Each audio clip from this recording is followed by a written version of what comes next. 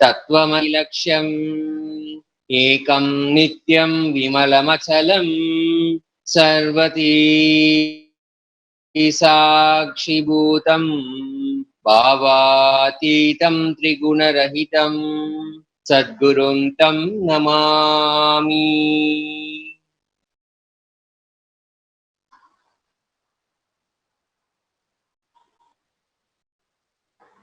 With the most divine blessings of the Supreme Pontiff of Hinduism, His Divine Holiness Bhagavan Nithyananda Paramashivam, we welcome you all with our love and respect.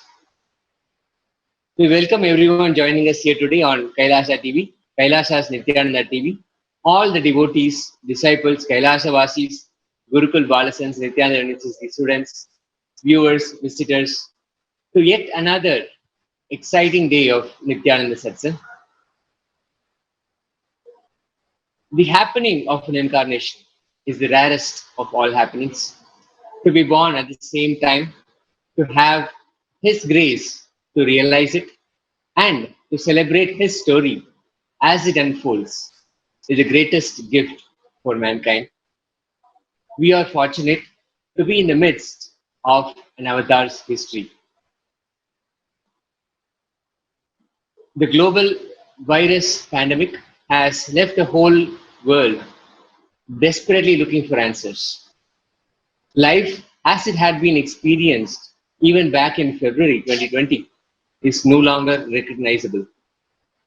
Drastic change is the order of the day, with people having to redefine their world with new paradigms of economy, society, faith, religion, and health. Blessed are those who have had the greatest fortune to be with the incarnation of Paramashiva, Swamiji, in their lives to carry them through this crisis. His Divine Holiness, Bhagavan Nithyananda Paramashivam, has been preparing us not just to survive, but to thrive and to serve others at this time of immense need. Sri Kailasa continues to be the most contributing nation. The Paramashivoham event is in its sixth season. Continuously since March, the program has been offered for 16 days, 16 hours a day. Swamiji started the Paramashivoham event online when the whole world is under lockdown for humanity to experience a super conscious breakthrough. Over 5,000 people across the world have already attended the event and realized the ultimate within them through Swamiji's initiation. Throughout this event, participants are given the signs of discovering Paramashiva in them and then establishing themselves in this true identity by manifesting the powers of Paramashiva. Each day, we are blessed to receive initiation into power manifestation from Swamiji himself in Kailash courtyard sessions. Power manifestation is a clear solution for the deeply rooted pains and sufferings we feel inside. With deaths due to COVID-19 pandemic still alarmingly high, millions are still trying to find ways to cope with the mental toll that death takes on the human body and mind. Through the Kailash courtyard sessions and the Paramashivoham event, thousands of people all over the world are having super conscious transformations, transcending what we have been stuck in for most of our lives and attaining quantum enlightenment through quantum entanglement. His Divine Holiness blessed the global meditation movement for world peace, Akhanda Nirvikalpa Samadhi Jnana Yajna, to raise global consciousness and thereby heal the world. Yesterday was the 33rd day the Yajna was in session, giving the world super conscious breakthrough. People from over 50 countries radiated the space of Paramashiva by practicing the unclenching meditation 24 hours a day, 7 days a week. Just yesterday, 922 people gathered from 13 zones and from 50 countries, sitting for a total of 55,320 minutes for peace. The goal is to have 10,000 people radiate Paramashiva from the space of Nirvikalpa Samadhi at any point in time to give a superconscious breakthrough to the entire world and heal COVID-19. Scientific research into the effects of meditation spans 50 years, and thousands of studies from universities, including Harvard, Cambridge, and Yale. Research on the effects of meditation on stress, crime, violence, political decision making, and even war all indicate that the changes in local and global consciousness are real, measurable, and profound. The effect of mass meditation has been shown in studies in Washington, D.C.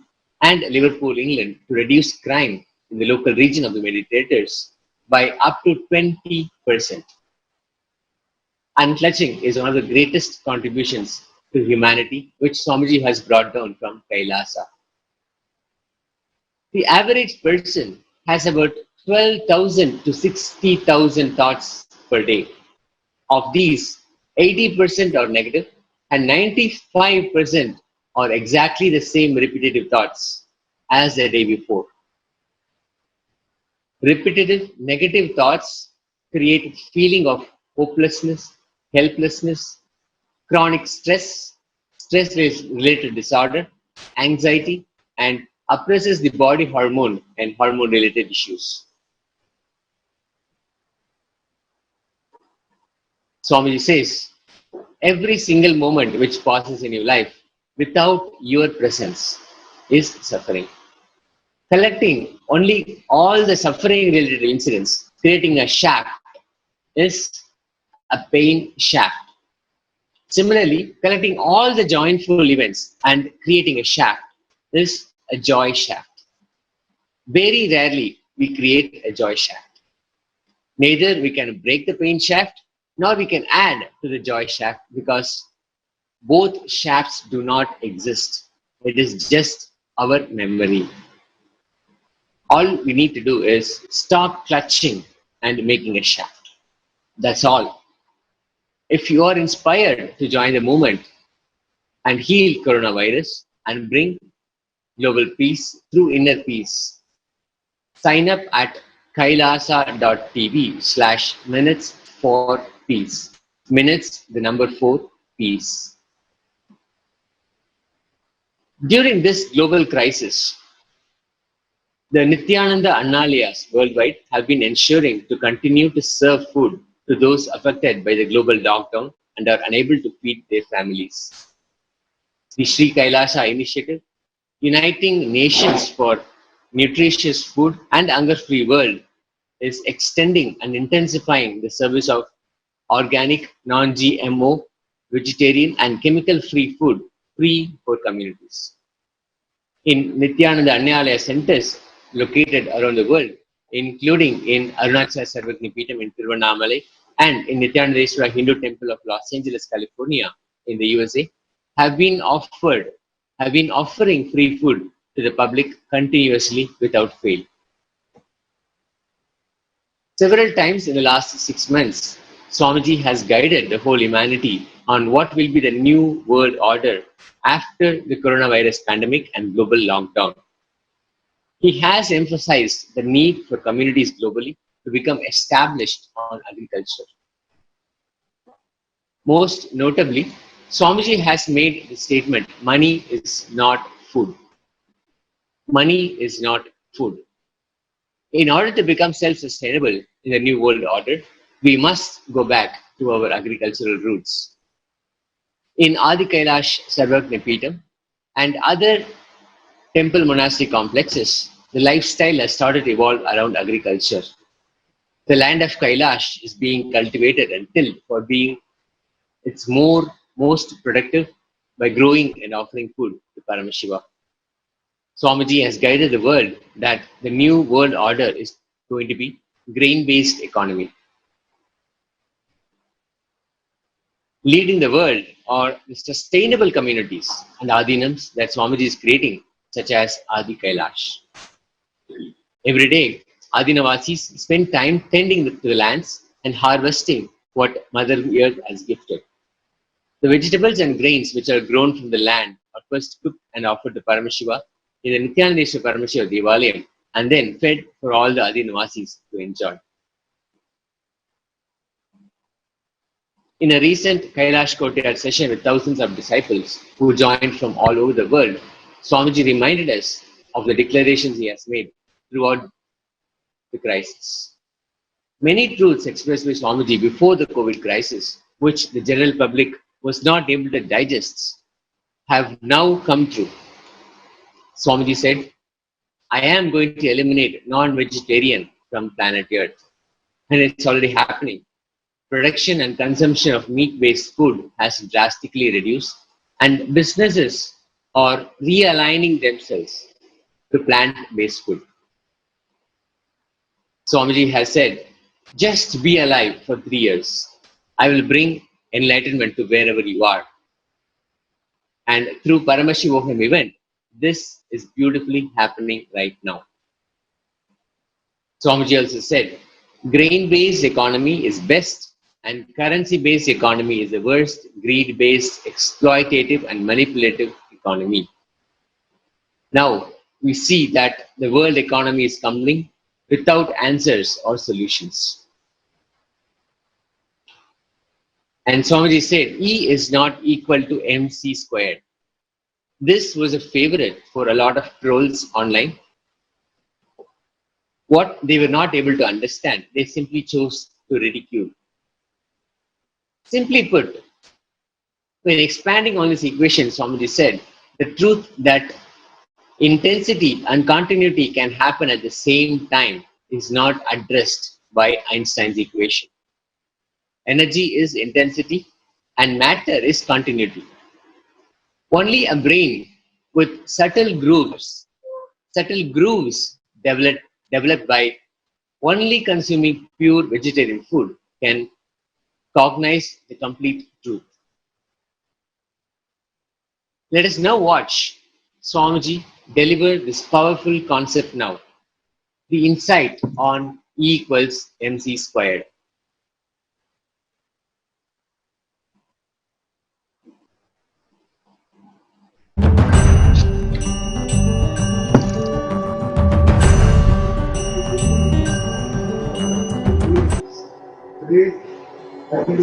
Human beings do not know to store the electricity without reducing its intensity. Understand? Still human beings don't know. The blind spot why human beings are not able to store the electricity without reducing its intensity, because their brain is not at all capable to understand the higher intensity does not need to be reduced for continuity. Non-veg brain knows only ups and downs. It cannot be in up continuously. Only a person who knows continuous up is possible. He can grasp without reducing the intensity. Continuity is possible. Never a common brain understands intensity and continuity, infinity and continuity. Some of the major scientists and their theories I am debunking. E equal to not MC square.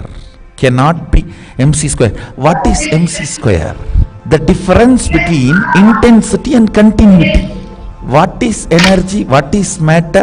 Matter is continuity, energy is intensity. What do you call as matter? Anything continue. What do you call as energy? Anything intense. The intensity and continuity is separate for a non-veg crooked brain which has seen only ups and downs. Only a vegetarian brain which can retain the experiences continuously without losing the intensity can understand M and C is not MC, it is MC. MC cannot be squared because it is not M and C. Any up, cannot continue is the root pattern of non-veg brain. Only a vegetarian brain, organic brain, which has grown organically, can understand intensity and continuity are not only opposites, they are not two different things. This Western symbol of infinity itself is intensity and continuity's conflict, ups and downs. Eastern symbol of infinity is this only. Eastern symbol of infinity is Linga, Bindu. This only. No ups and downs. Western symbol of infinity is this, ups and downs, conflict. Because intensity and continuity cannot be grasped by non-veg brain. Intensity is energy, continuity is matter. That's all. All continuity is certain intensity and all intensity is certain continuity. All M is C and all C is M. All C even while they were C, M. All M even while they were M, C. Brain which can grasp intensity and continuity will not be two word or two experience or two definition. A brain which can perceive intensity and continuity are not two separate. That brain can draw the circuit and handle electricity, store it without reducing its intensity. Agastya puts a battery circuit. The initial charging of that battery has to be done by the person who makes it. His body, his biocurrent, bioenergy. Whoever first programs that battery body, after that it will function forever with that programming.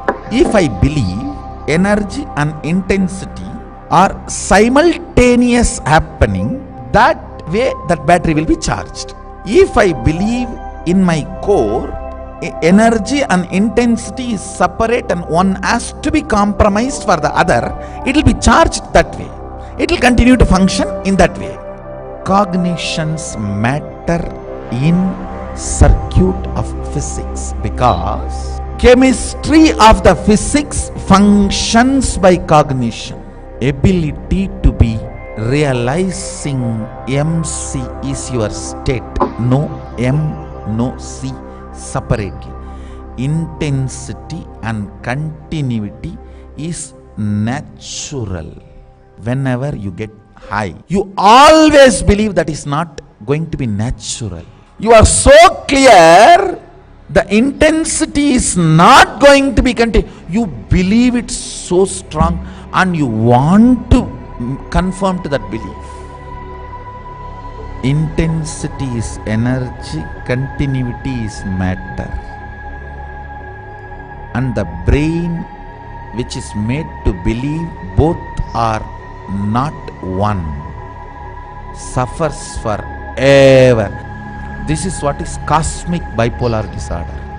If you are made to believe intensity and continuity are separate, which is not, you call this as a matter because it is continuous. Naturally it has intensity. You call the sound as energy because it comes and goes. But you need to know that also as a continuity. Continuity and intensity are not guna, they are swabhava. Attribute and attitude is different. Natural spontaneous existence is different.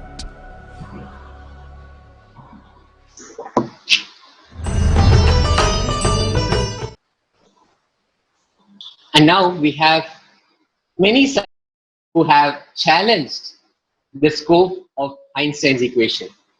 Specifically, they question the conditions under which the equation will be right. And it is theoretically proven that the equation cannot be right at all scenarios. An Indian researcher claims Einstein's equation to be inadequate. This was published in India Today, An Indian researcher has claimed Einstein's mass energy equation E equals mc square to be inadequate as it was valid only under specific conditions and proper study had not been carried out. Also, Infinite Energy Journal published an article, Failure of Einstein's Theory and Mass Energy Equation. This was by Dr. Jamshid Farshidi. These are just two examples where Einstein's equation is challenged. But a little research shows how the scientific community is not fully convinced that Einstein's equation is the whole truth. Today, at Paramashivoham, the most positive happening on the planet, we will receive powerful cognitions and initiations in the dimension of finding your Guru. When we look at Swamiji's history, every step of the way, a Guru, many times more than one, has always been present. Even Paramashiva, Arunagiri Yogeshwara happened in the form of a Guru to give the experience of supreme oneness. Guru takes the responsibility to fulfill the purpose of our lives and to take us to the ultimate experience. Guru introduces us to us and through his uncompromising compassion delivers us into our possibility. Swamiji says, for anything in your life, you need a Guru, a mentor. Even if you want to learn a simple thing like to eat, to cook, anything, you need a Guru. Even the ordinary things in the outer world where you can learn through a manual, you need a Guru. Then imagine for the inner world, trying to reach the highest possibility for consciousness with ordinary logic is equivalent to trying to reach the sun through a bullock cart. You need Guru who did it and can take you there. In Sanatana Hindu Dharma, the Guru is the ultimate teacher. Gurus are those who have given their entire life to attaining the state of Paramashiva, finding the one and only truth and teaching it to others. Listening and living by what the Guru says is one of the most ancient traditions in Hinduism, beginning from when Paramashiva himself came down as Dakshinamurti, the Adi Guru, the primal Guru who taught the Rishis the truths of living enlightenment. In the end, Guru is revered the utmost in Hinduism, even by Paramashiva himself, because as the well-known proverb goes, even if God stands in front of you this moment, you would not recognize him if not for the Guru and what he has taught you. In Vedic tradition, Guru is even greater than God because he is the one who introduces us to God. His Divine Holiness, Bhagavan Nithyananda Paramashivam, had Bhagavan Paramashiva himself reveal that the reason why Gurus happen on earth is finally out of the universe's own bottomless compassion for humanity. Paramashiva reveals in Sarvajnanottara Agama, Vidyapada, in chapter 2, the direct blissful experience of absolute oneness with Shiva.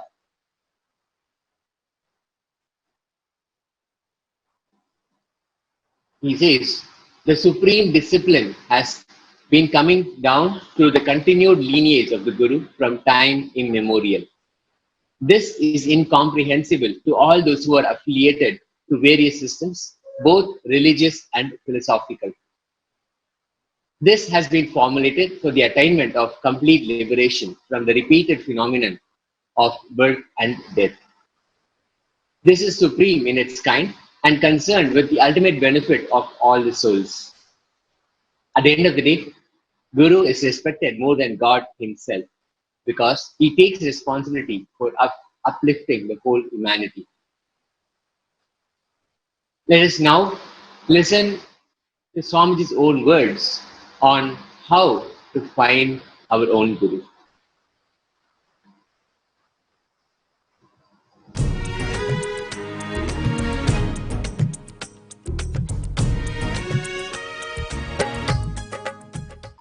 You do not need to worry, think so much about finding your Guru. It is like, if I have to put it in a language which you all understand, love at first sight. Don't even try to make me as a Guru or remember and all that. Just leave it. You will not be able to forget me if I am your Guru. You will not be able to forget me if I am your Guru. It is like a click happens. Something will click in you. You just will not be able to forget. I am there all the time inside. Whether you are cooking or you are in your office meeting, whatever you are doing, I am there all the time as undercurrent in you. Then I am your Guru. If that does not happen, don't worry, continue your search. You will find my blessings. So, you don't have to worry, think too much about how do I find my Guru. You go on, become more and more authentic.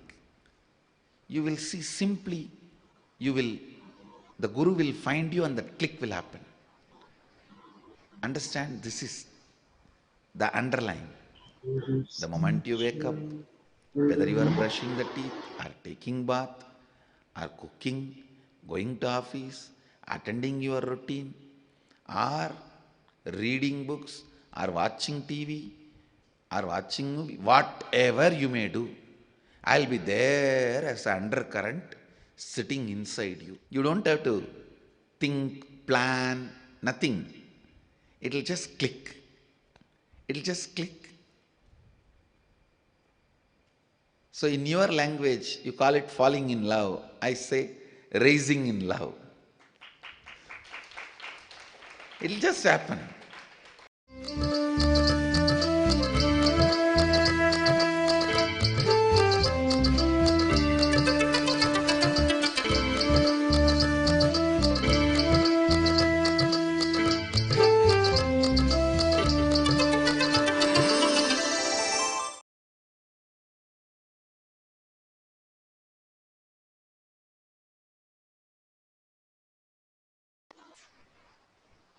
The right Guru is a constant reminder of our true self, that we are the ultimate, a reminder of our original state.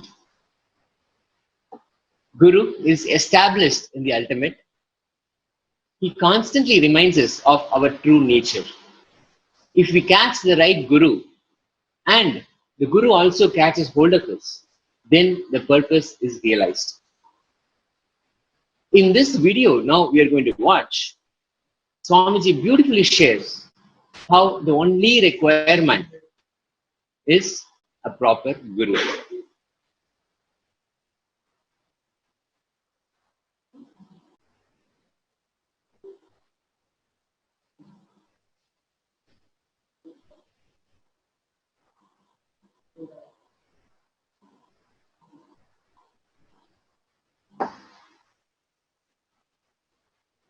This whole Vedanta Sampradaya, the only requirement is a proper Guru.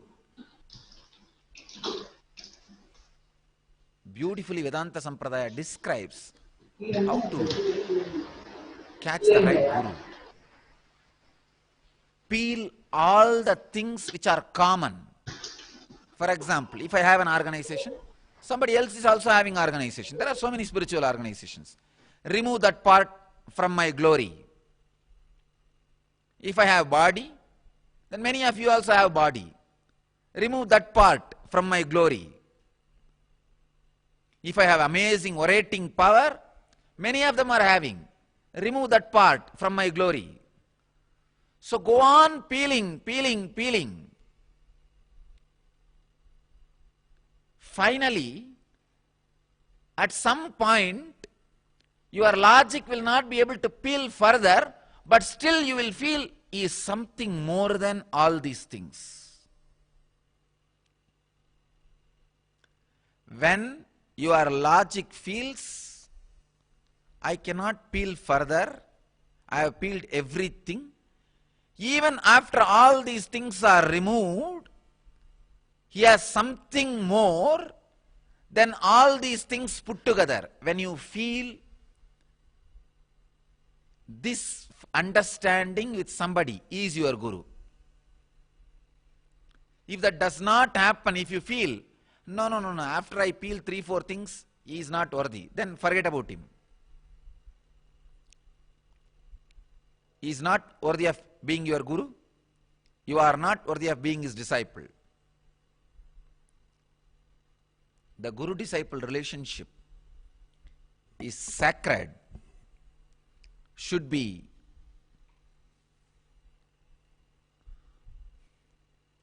started after thorough study and research and should never be ended.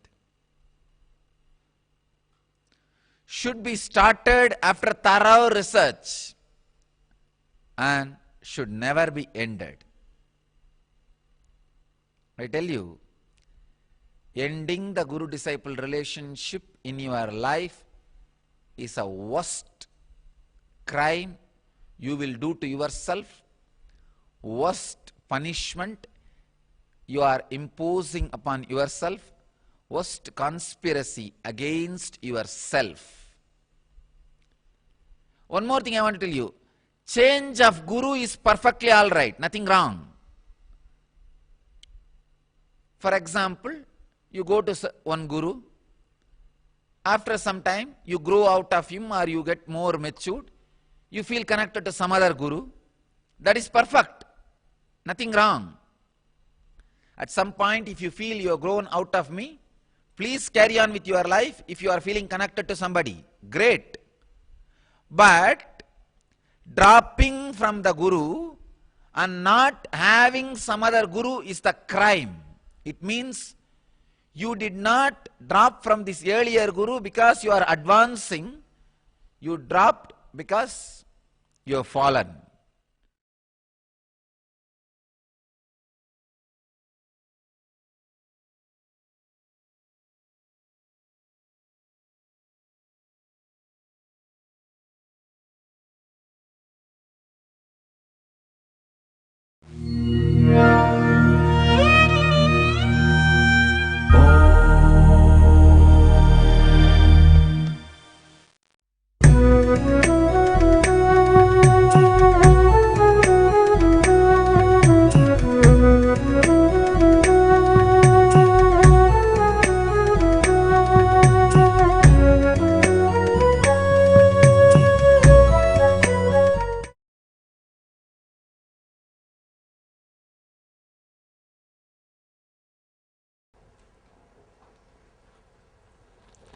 सदाशिवसमारम्भां शङ्कराचार्यमध्यमाम् अस्मदाचार्यपर्यन्तां वन्दे गुरुपरम्पराम्. I welcome you all with my love and respect. Here, Patanjali is describing more detailed way on each topic. He is describing what is right knowledge separately.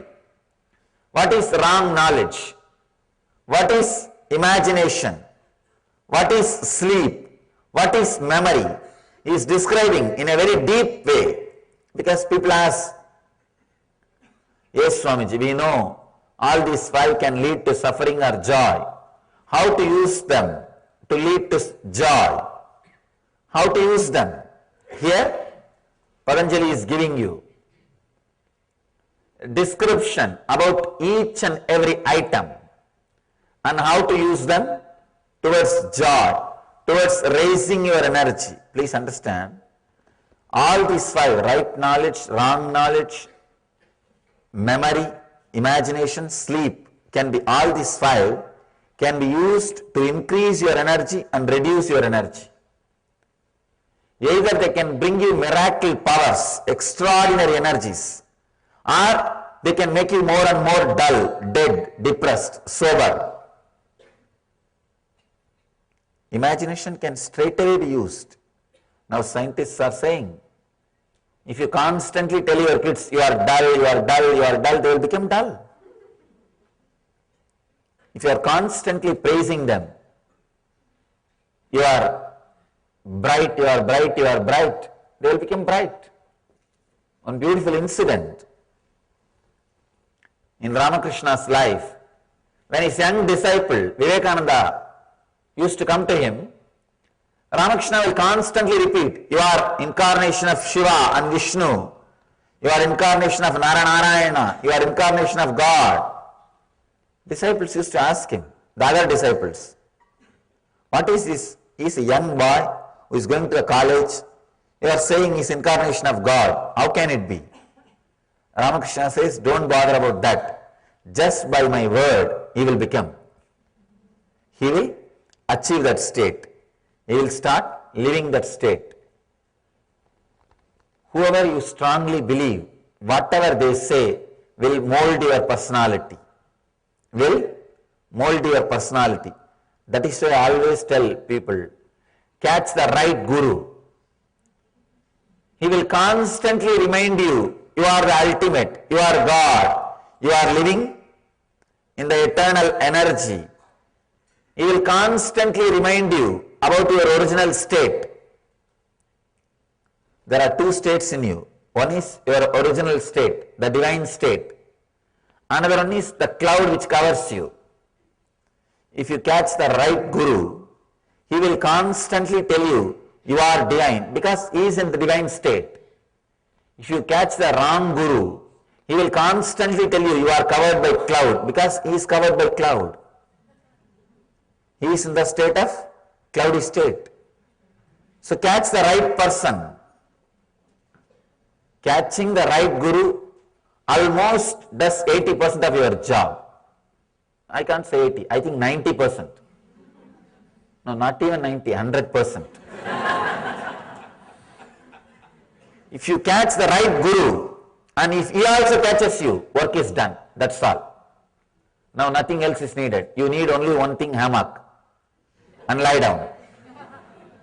Swing in your hammock, you are on your way to enlightenment. Swing your way to enlightenment. If you catch the right guru, and he also catches you, work is done. Because he will constantly kindle your right imagination. He will constantly make you understand the right truth. Understand? Working on imagination and all, you don't need separate time. The right guru, he teaches, you are already enlightened. Nothing else needs to be done. The moment this thought is strongly put inside a person, he starts behaving like that. He starts living like that. He starts experiencing the courage. He starts experiencing the confidence.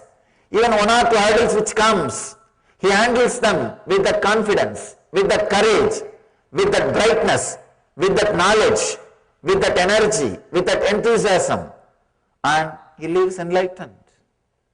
I am not interested in teaching you first wrong concept that you are a beggar. Then second wrong concept, you have to beg, only then you can become millionaire. No. Already you are millionaire. Not only millionaire, billionaire, trillionaire, and what not. All you need is remember it, reclaim it, live. Remembering, reclaiming, living is all you need. So you are complete. That is why with our Sangha, with our group, the more and more you are connected, the more and more you feel connected, and more you come close, less and less sadhana, less and less practices, because I am using your very imagination. Your 24 hours becomes a spiritual practice. You don't need separate practice.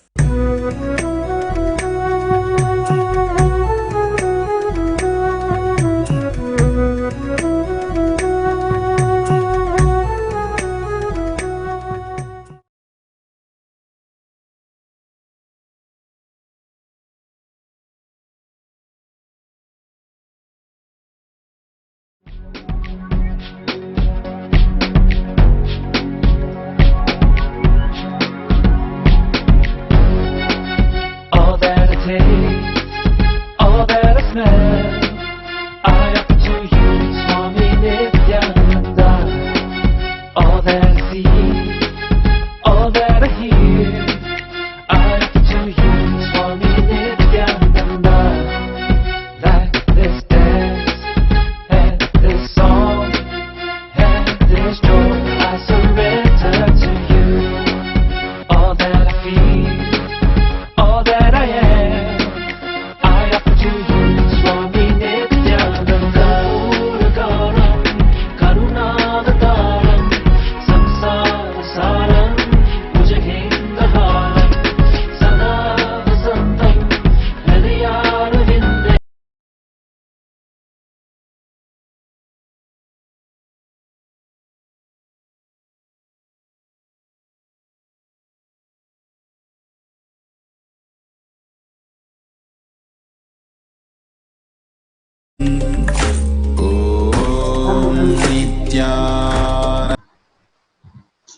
To join the event and receive the greatest gift of Guru happening in your lives, log on to Paramashivoham.org and participate in today's session.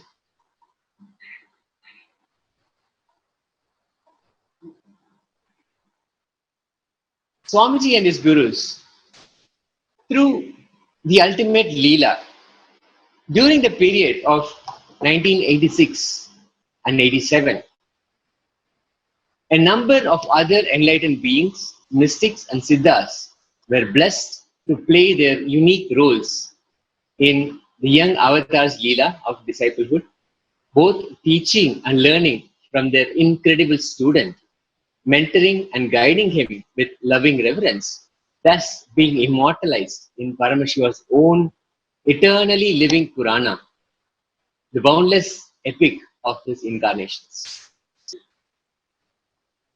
He was a blessing to all whose paths met his, even before what he calls his enlightenment experience at the age of 12. All of them were very clear that he was the avatar. And even though he was a child, he was a divine entity, a guru. They were grateful to be in his presence as long as they could. The beautiful Leela that Paramashiva played with these special beings was the same Guru-disciple Leela, but they were the ones who played the Guru. Like Paramashiva himself learned from his first disciples, his consort Devi Parashakti and son Subramanya. The avatar learned from these blessed beings. In the end, for those beings who strived long and hard for the ultimate experience, the avatar happened in their life as the usherer of immense fulfillment. Swamiji describes the joy of being a disciple.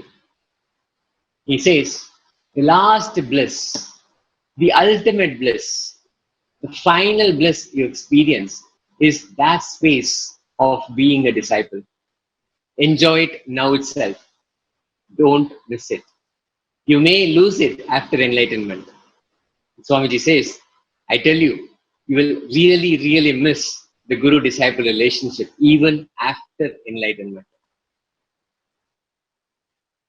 It is a joy to be sitting and just melting, listening to some words and missing some words, heart melting, eyes pouring, muscles melting like ice cream, the throat choking, hair standing on end, body losing its feeling of being possessed by ego, just sitting simply and listening. The readiness to listen, it's not a joke. Among millions of people on this planet Earth, blessed are those who have the readiness to listen in their heart. Swamiji says, I'm not even saying that you should listen to me and all that. I'm not even saying be my disciple. I'm just saying being a disciple, being a receiver is joy. Even if you are the disciple of an ordinary stone or a tree, it is okay. The joy of receptivity, receiving, when it is experienced in your biomemory, the body loses the feeling of being possessed. All the time, we feel our body is being possessed by ego. When our ego possesses our body, our whole body will be stressed, heavy. But when we really sit and melt, the very idea of being possessed by ego disappears, dissolves. Finally, in this video, Swamiji responds to a question, redefining GPS to be Guru Positioning System. Let's watch.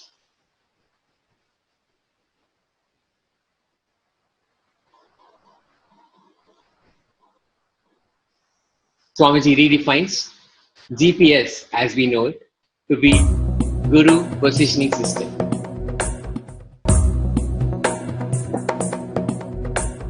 Swamiji, what is the role of gurus in our lives and in Sanatana Dharma? What is the role of the guru? Why can't all of us become gurus? Except we won't have followers. No, I tell you, Ah, making yourself as a follower for you is the first job of Guru. making yourself? Making yourself as your follower Ah. is the first job of Guru. Only who made himself as his follower can be a Guru to make others follow him. Because nobody is a fool. Everybody goes to the depth and analyzes Guru. Actually, they analyze Guru 100 times more than they can analyze themselves. No, I tell people. Because see, there are only hundreds of people seeing the guru. Right? Nobody is seeing them. Only when they analyze them, they use 2 eyes or lesser. When they analyze Guru, they use 1,000 eyes. Yes, there are 1,000 eyes. And basically, I'm telling you, Guru is the most scrutinized person. First, if you do not have a blind spot, you can be Guru of you. And if you are able to help others to find their blind spot, you can be Guru of them. Oh, Basically, the job of the Guru is nothing but helping every individual to manifest their ultimate reality. and the guru is needed. I should say, without Guru also you can manifest, which takes few thousand births and deaths. See, can you say, without GPS, can I reach America? You can. It takes a long time. Sometimes you may not even. May not even. May not even make it. So GPS, Guru Positioning System.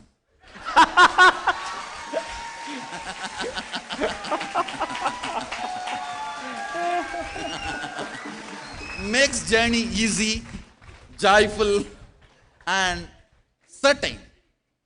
A certain kind of a certainty. Because, see, when you see somebody swimming, beyond logic, you are convinced you can swim. When he can swim, why not me? Then you start taking the steps for it. So surely, GPS helps. Makes it easy.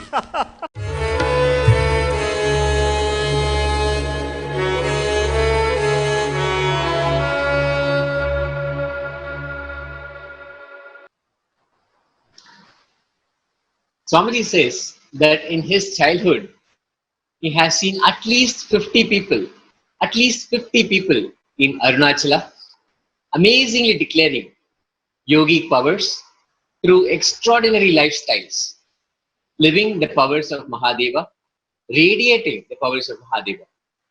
He says, I have seen the masters who were so visibly, directly, shamelessly declaring the power of Mahadeva. That is the right word I will use. Shamelessly declaring the power of Mahadeva. They were so joyful, ecstatic all the time. Come what may in life, they were just out of this world.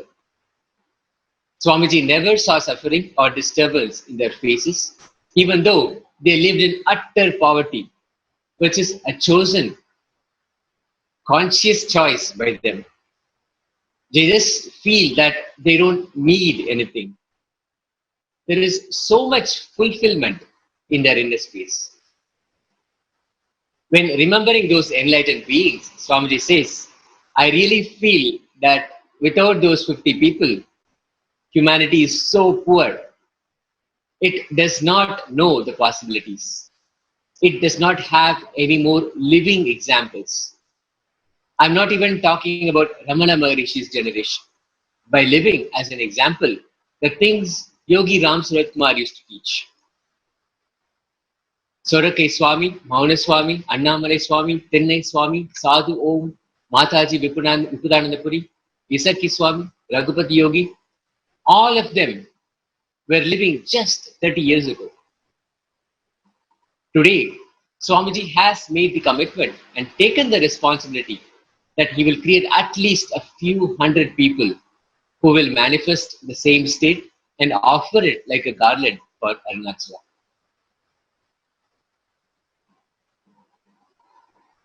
Guru is such a fundamental part of our lives, and every living being deserves to discover this beautiful aspect of Hindu tradition.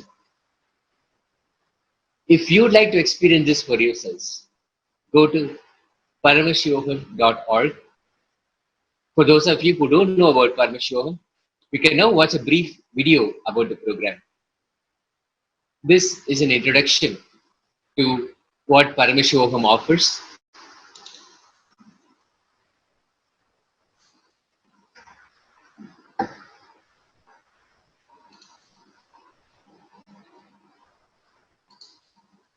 Whatever you think as your Paramashivoham, strength, the most like how much positive cash happening you on this have, how planet much here gold you have, is how much money you have in the bank, what all properties you have, your secret passwords, passcodes, your strength secrets, you will tell only to your son or your daughter to whom you are going to give your inheritance. Same way, most important powerful secrets Paramashiva has given to his son Muruga, Subramanya, in Agama called Sarvanyanottara.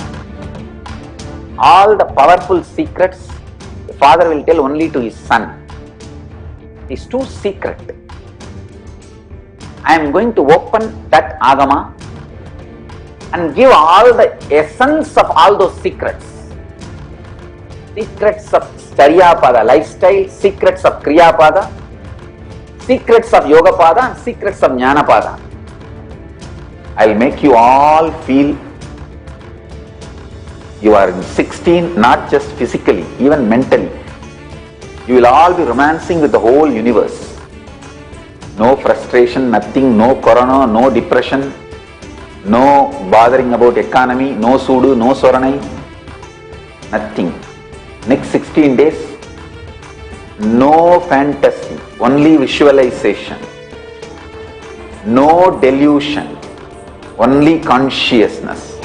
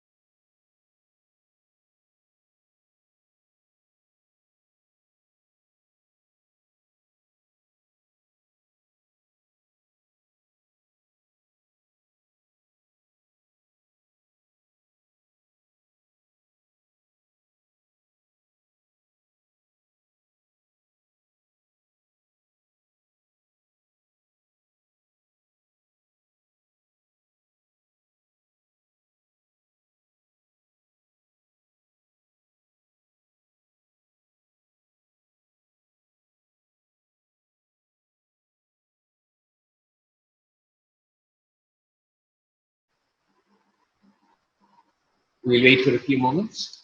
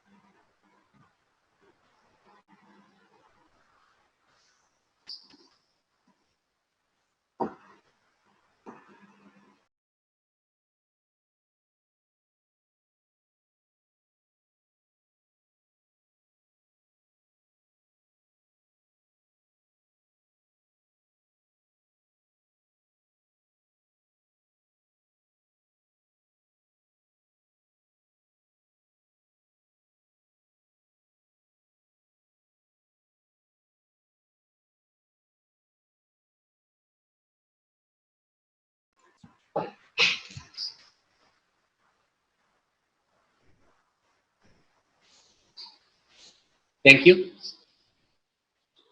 Ultimately, the true reason behind the happening of the avatar is nothing but pure compassion. This realization will happen in you after understanding the full life story of the avatar, all of his gifts for humanity and his sacrifices. The avatar of Paramashiva happened on planet Earth for you, exclusively for you, to realize that you are Paramashiva. Swamiji beautifully shares, my life is not an individual's history. The science of crores of Vedic Dharma's incarnations and rishis has been realized once again in me. If you understand my biography, you will understand that enlightenment science.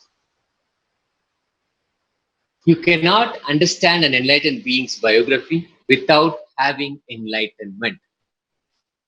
The reason why I am narrating my biography along with this is enlightenment will also flower in you.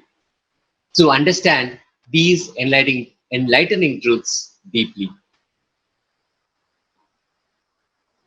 Sanatana Hindu Dharma has this principle at its core. This is why temples to this day host the chanting of the Ram Charitra or conduct plays featuring the history of incarnations who have happened over the ages. Today, we are understanding of the core contributions and aspects of Swamiji.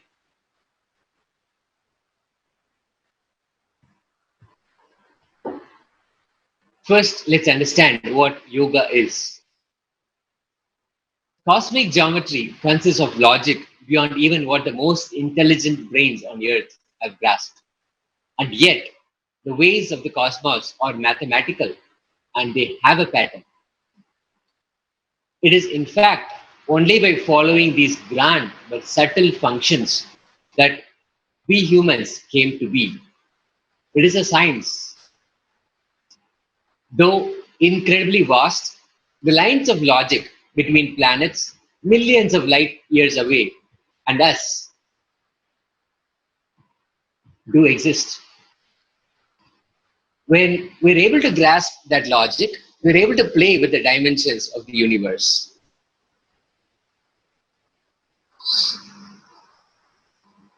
The ancient rishis and sages in the history of Hinduism have indeed mastered this and delivered it to the world as a practice to maintain the alignment between the universe and us. That is how yoga came to be. It is aligning our body, our mind, and our consciousness to the grandiosity of this universe that we live in. The overwhelming loss of any science is what draws Paramashiva or the divine into human form, in the form of an avatar. And when it happens, the grand Leela unfolds long before the avatar transcends into the human form. For the revival of the science, By delivering it once again to the universe, a few chosen guides are sent ahead of the avatar, whose DNAs are blessed with the knowledge of the science and are chosen to relate with Paramashiva himself as his teacher. From them, he gathers that very DNA and engineers it into his own biomemory, himself becoming the perfect combination of physical and metaphysical flexibility and strength to deliver it to the world. His mission, therefore, is intricately planned even before the happening with the help of millions of people.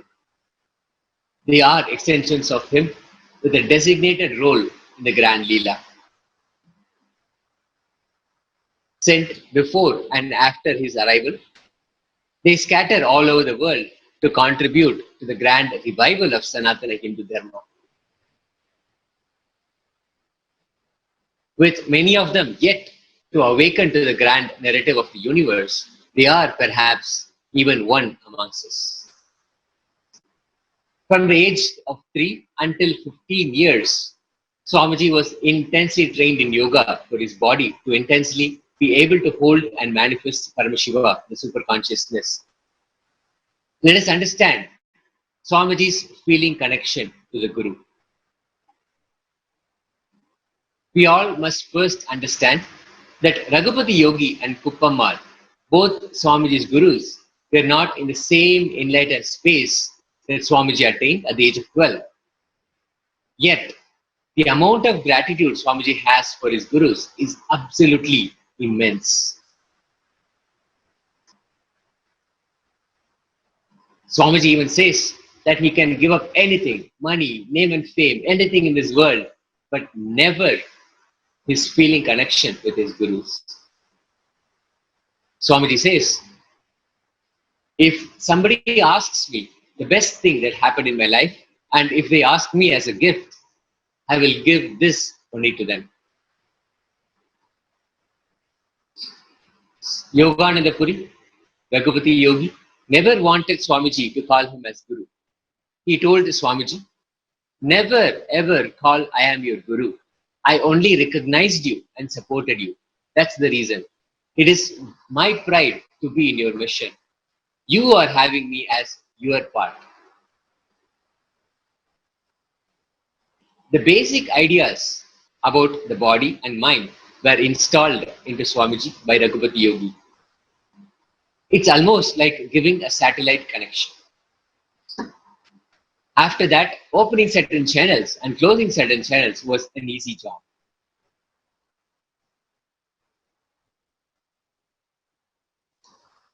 By the time the life of Yogananda Puri intersected and disappeared into the life of the avatar, his children were born and growing fast into the modern world. Unfortunately, not even one of Yogananda Puri's children made it their responsibility to carry on the great lineage of powers to the next generation.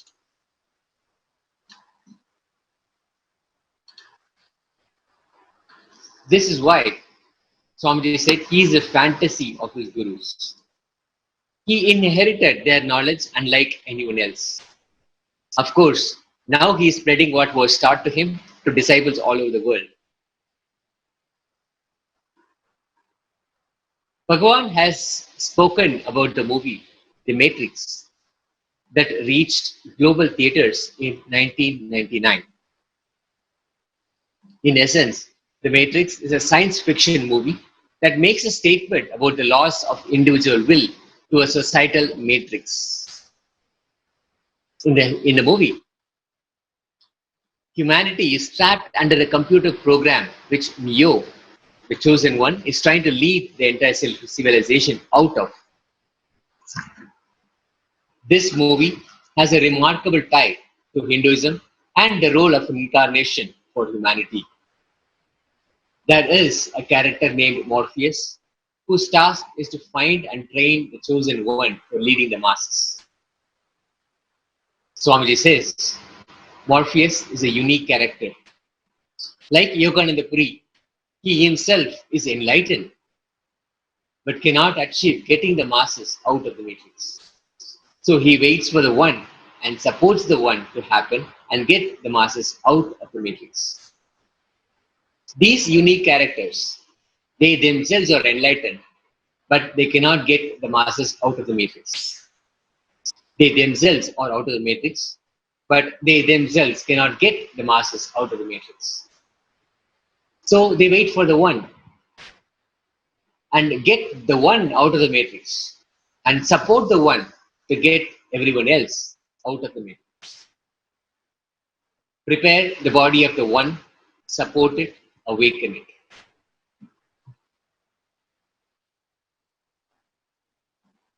Even though he may have been old, as per his age, when Swamiji had interacted with him, Yogananda Puri was still just as powerful. Much of his one more influential enlightened beings in the childhood of the avatar.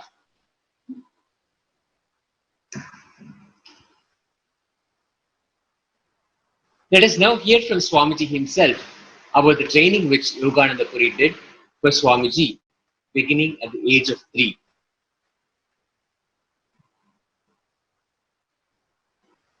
Swamiji himself sharing about the training that Yogananda Puri gave, and this is at the beginning of age 3.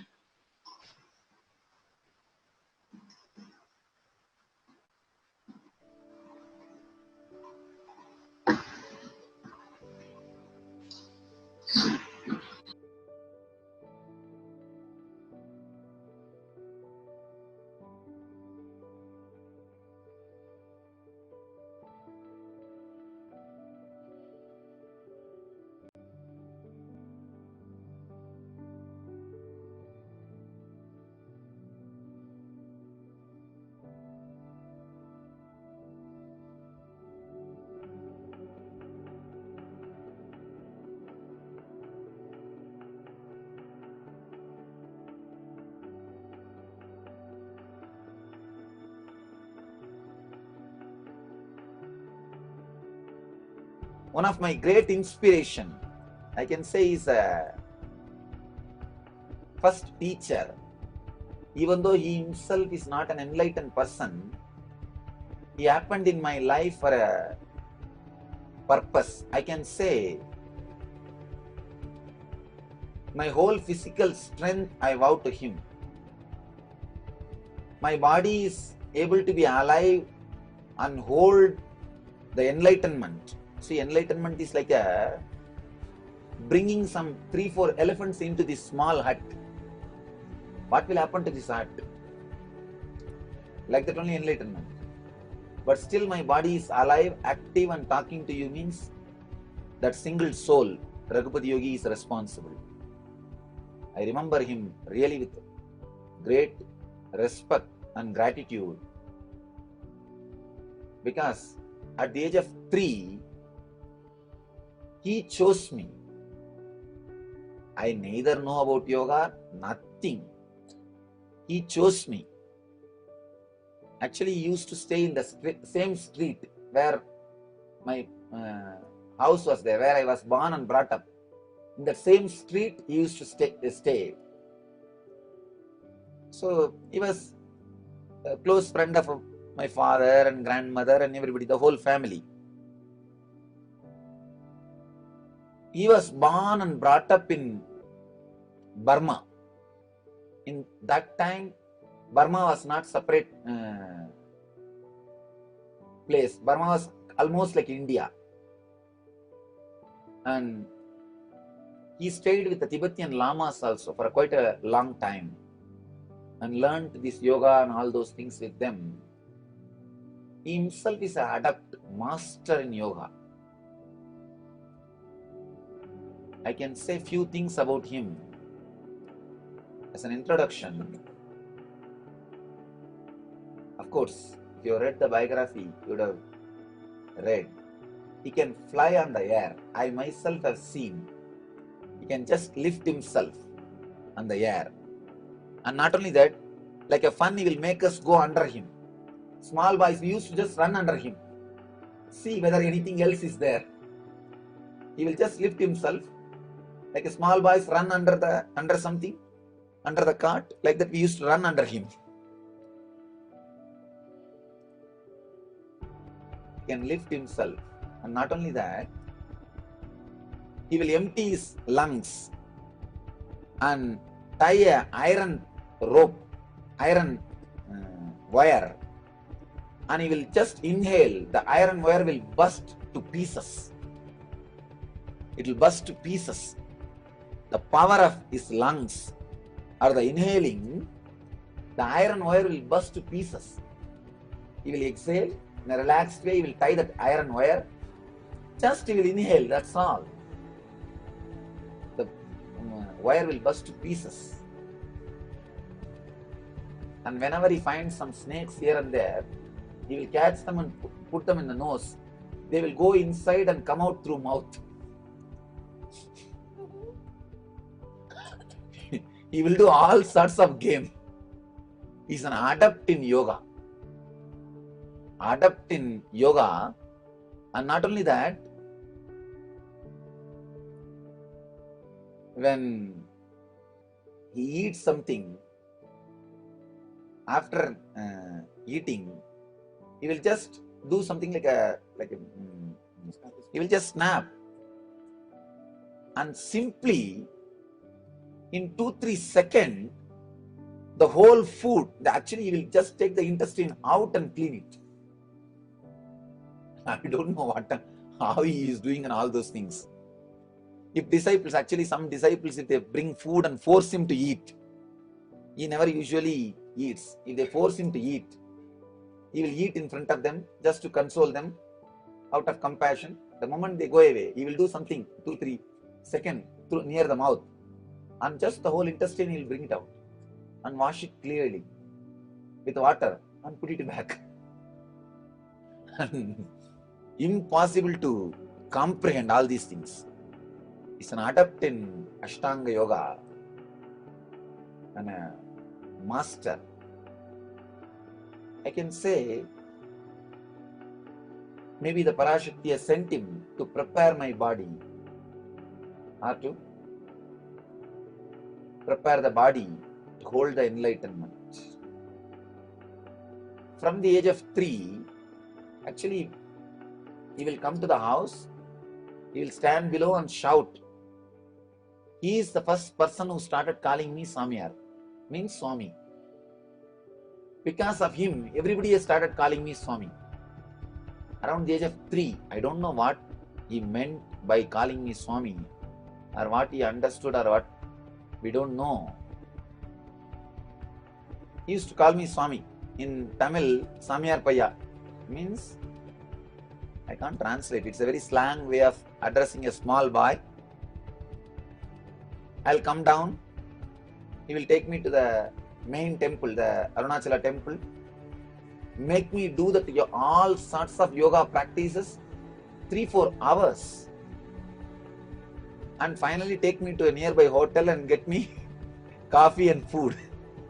Actually, that is the only reason I used to go to to tell you honestly, after that he will take me to the hotel. Nothing else matters.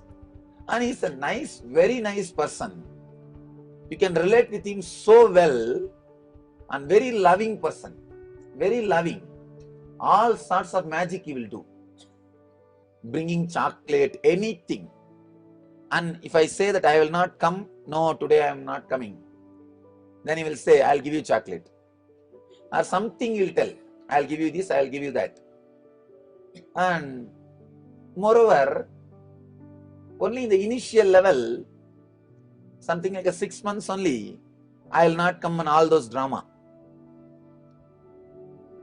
After seeing his materializing power and all, naturally the love and respect started growing.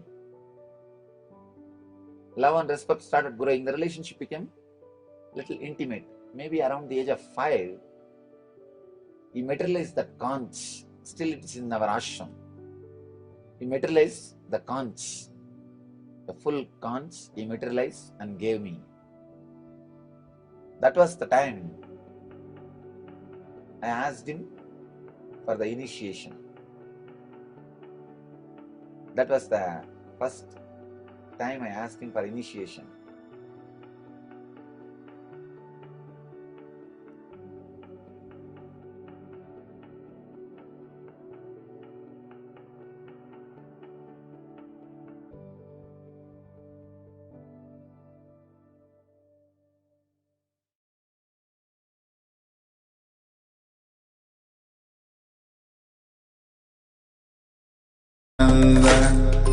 Paramashivoham. Om Nithyananda Paramashivoham. Om Nithyananda Paramashivoham. Om Nithyananda Paramashivoham. Om Nithyananda Paramashivoham. Om Nithyananda Paramashivoham. Om Nithyananda Paramashivoham. Om Nithyananda Paramashivoham.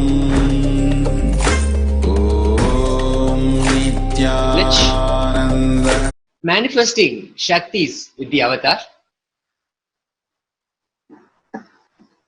The mission of the advent of His Divine Holiness, Bhagavan Nithyananda Paramashivam, is to revive the ancient enlightened civilization and to give superconscious breakthrough to humanity, which is physically demonstrable through various power manifestations, scientifically measurable, and stands the scrutiny of rational logic in hundreds and thousands of human beings around the globe.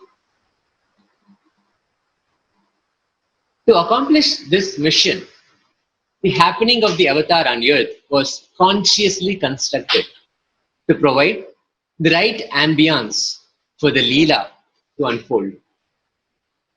At a very young age, Swamiji was introduced to manifesting powers when he spent time with Raghupati Yogi.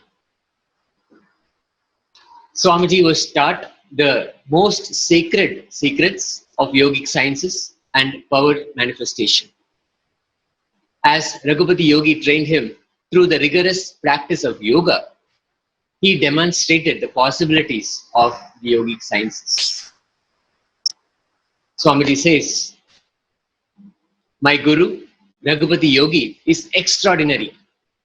He is totally a body of miracles. He is just a bunch of miracles. Anything he does will be a miracle. He will just sip the cold water through the nose and spit that water through his mouth, and it will be boiling water. I have seen the kind of play he will do. He will sip the hot coffee through the mouth and just start releasing that through the nose. By the time it reaches the ground, it will be an ice ball, an ice cube. He can play anything with his body. He can make his body into a hot boiler or freezer." Swamiji says, "I have seen with my own eyes. He cooks just by touching the pot. In the mud pot, he will put water, rice, and just touch it. The kind of heat he will generate through his body or cold he can generate through his body was astounding." Early morning, when he wakes Swamiji up and takes him to the temple to teach yoga during the month of Margari, which is typically mid-December, the water will be very cold. He will just point at the area where Swamiji is taking a bath. That area will be warm, sometimes even hot water. In a temple tank, he will put his finger and say, "Come on, take bath." It will be warm water or hot water. Never Swamiji felt a cold. His divine holiness was given a direct experience of the profound truth. When awareness comes in contact with senses, any sense can do anything.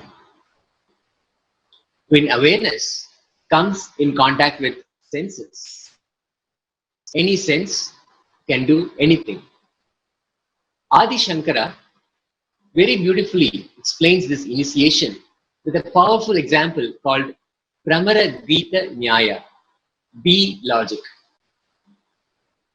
Pramara Gita means when a bee wants to expand its family, it goes and picks up a few worms and makes a small mud shell and keeps the worms inside, sits in the entry point and goes on creating an intense sound.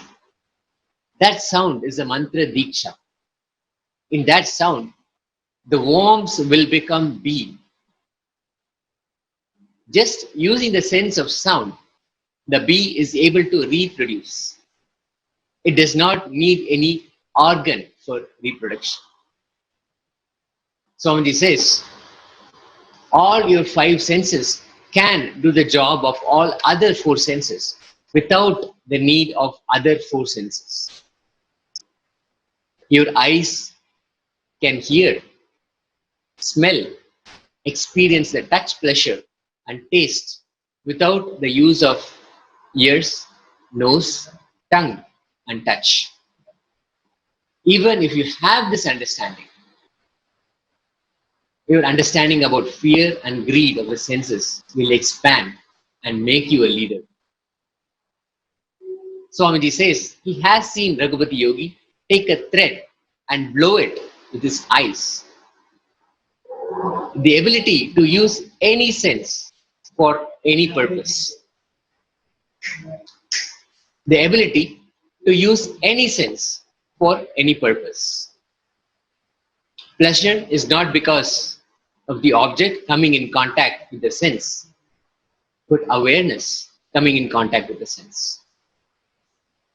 Pleasure is not because of the object coming in contact with the sense, but awareness coming in contact with the sense. Watching Raghupati Yogi with this flower clearly led Swamiji to share this with all Gurukul kids, the Balasans, to be trained in the science of awareness coming in contact with the sense and not the object coming in contact with the sense. During the time Swamiji spent with Raghupati Yogi, he got introduced to powers of rare yogic sciences known to very few authentic yogis. Raghupati Yogi was a powerhouse of yogic feats. The avatar was shown the depths of possibility of consciousness and initiated into the Shaktis.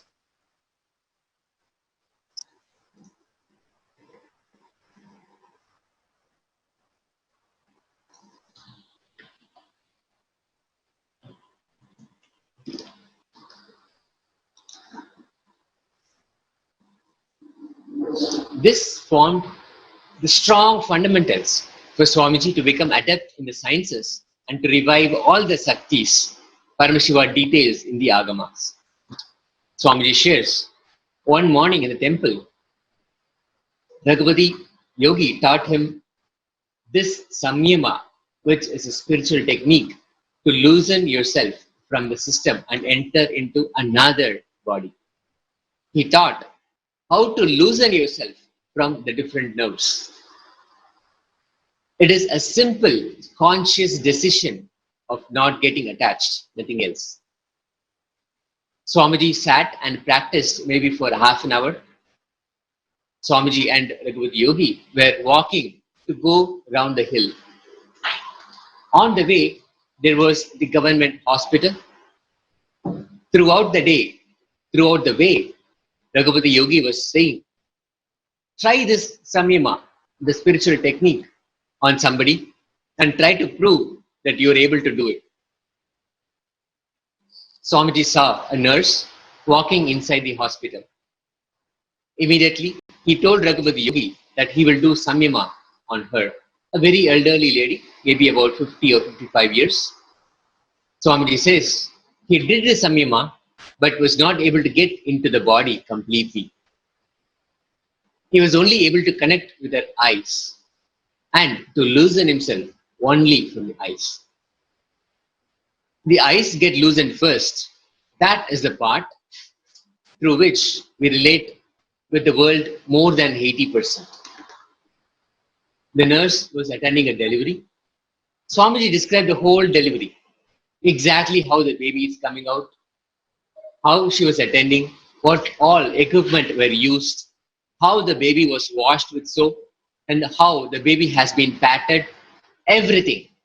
He described in a very detailed way as he was seeing through the eyes of the nurse. End of the delivery, after she did everything, the relatives of the mother were waiting outside. The moment she came out, they gave a silver tumbler to her as a gift. She just inserted that tumbler in the top, in the hip, to hide from the other doctors and officials. Raghupati Yogi wanted to check the power of his samyama. He took Swamiji inside the temple and asked him to tell who the nurse is and where she is keeping the tumbler. Swamiji says, she is the nurse and she is keeping the tumbler here in the hip. Raghupati Yogi went and asked her, did you get a silver tumbler as a bribe? She was shocked. And he said, you're keeping it in your hip. She was completely shaken. She asked, how do you know, Swamiji? And he said, I saw with my mantra power. She touched his feet and went away. Later, Raghupati Yogi took Swamiji inside the place where the baby is kept. Swamiji has described to Raghupati Yogi some of the body marks of the baby.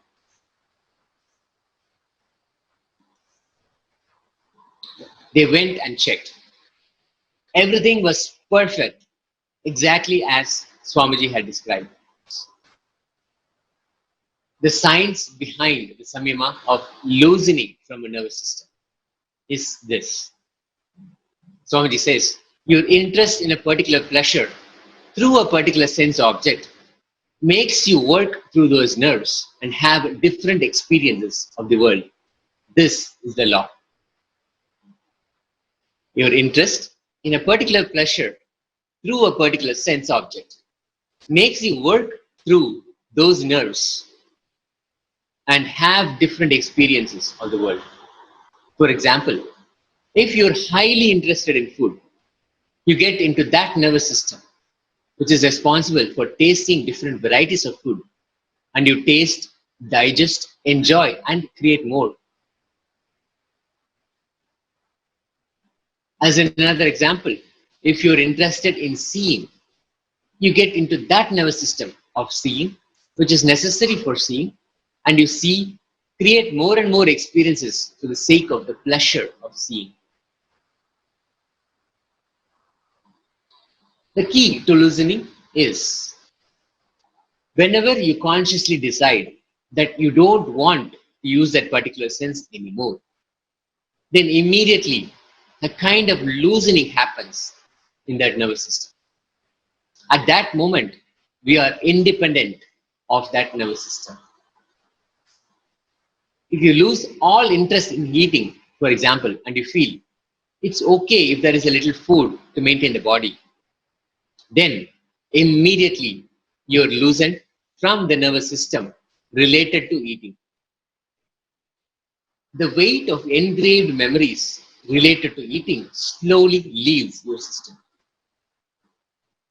This experience paved the way for the science of Nirahara Samyama, being food free. His Divine Holiness created a global movement of yogis initiated into exploring and discovering the body's possibilities without having any external input like food or water. We just saw Raghupati Yogi, a picture of Raghupati Yogi, who gave the science of Samyama to Swamiji.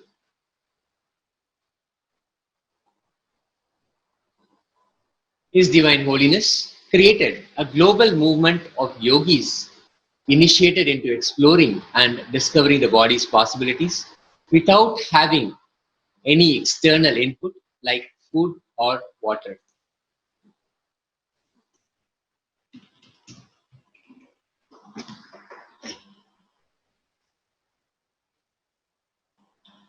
The experience of loosening from the nervous system related to eating, and thereby the weight of engrams, engraved memories related to eating slowly leaving our system.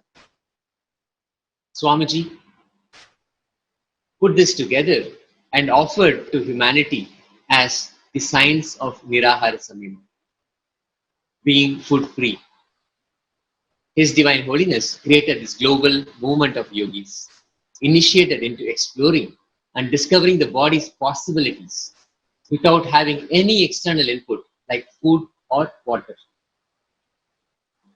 Let's watch Swamiji introducing the possibilities of the Samyama in this short clip. Nirahara Samyama is the Amrita I am giving to all of you, nectar I am giving to all of you. That can detoxify any poison gone into your system, any chemicals, toxins gone into your system. Once a year, do 21-day Nirahara Samyama. Don't miss. Once a month, do Shivaratri. Shivaratri comes every 15 days. Even if you do once in month, okay. Once, in two Shivaratri, Amavasya one Shivaratri will come, Paurnami one Shivaratri will come, just before Amavasya, just before Paurnami. So you can choose Amavasya Shivaratri. Every the Amavasya Shivaratri, it's called Masa Shivaratri. Then there's something called Paksha Shivaratri. Do at least Masa Shivaratri fasting. Once a year, do 21-day fasting. 21-day Nirahara Samyama. I tell you, it does so much of detoxification.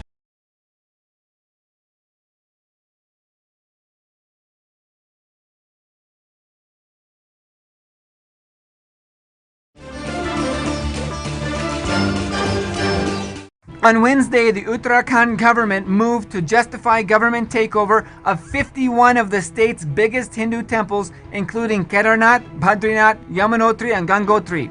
Preposterously, cleaning has been cited as one of the main reasons why Hindus should not be allowed to run their own temples in the state. Notably, there have been 0 legislated suggestions publicized, not even one, over the past 25 years, enforcing churches and mosques to be government-run in India. Why?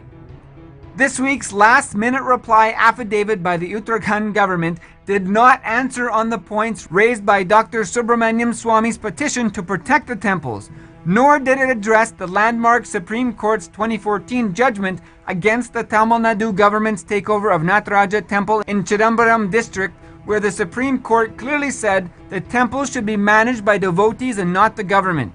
Dr. Subramaniam Swami, via advocate Ishkaran Bhandari, had filed a petition to protect Uttarakhand's temples from being administered by leaders of other religions, to which the Uttarakhand government is currently opposing. 2 weeks ago, retired district and sessions judge Sri Pawan Kumar from Haryana released a report and commented on atrocities in Mewat.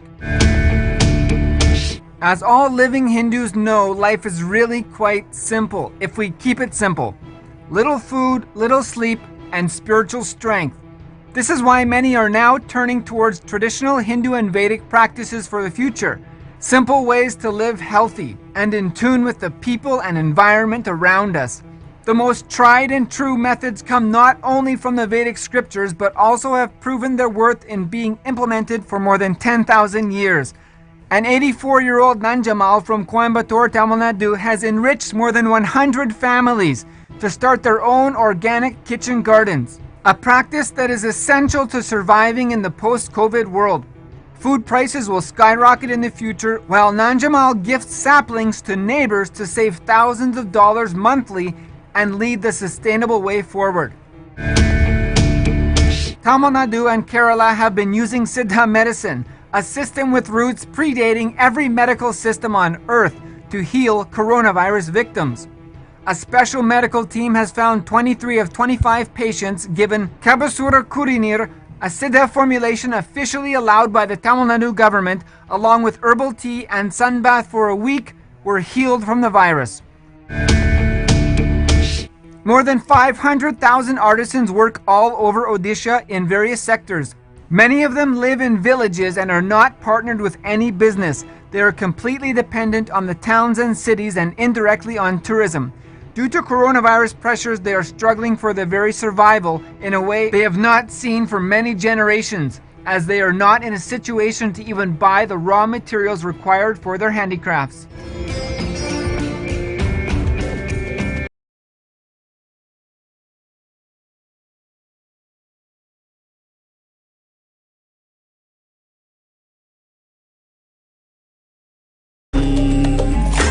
Om Nityanand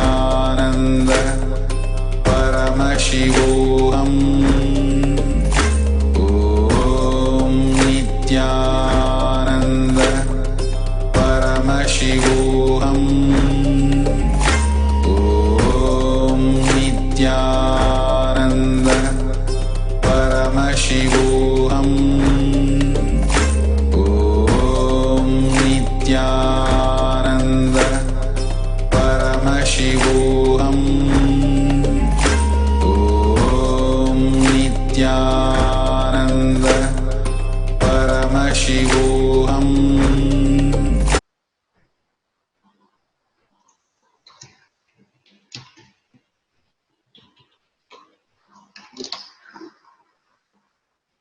Over 14,000 yogis have been initiated into this process, which has been continuously shared with people all over the world for more than 100 months.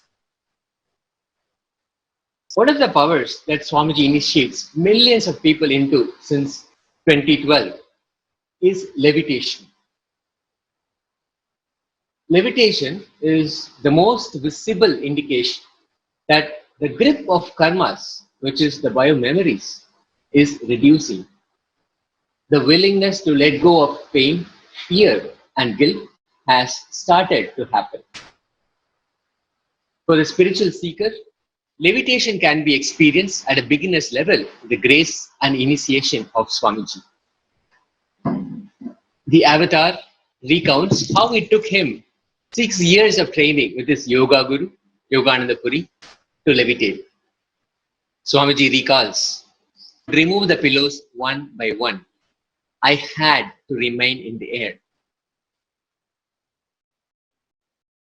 If I was going down when he removed the pillow, he would stop and ask me to do pranayama and kumbhaka.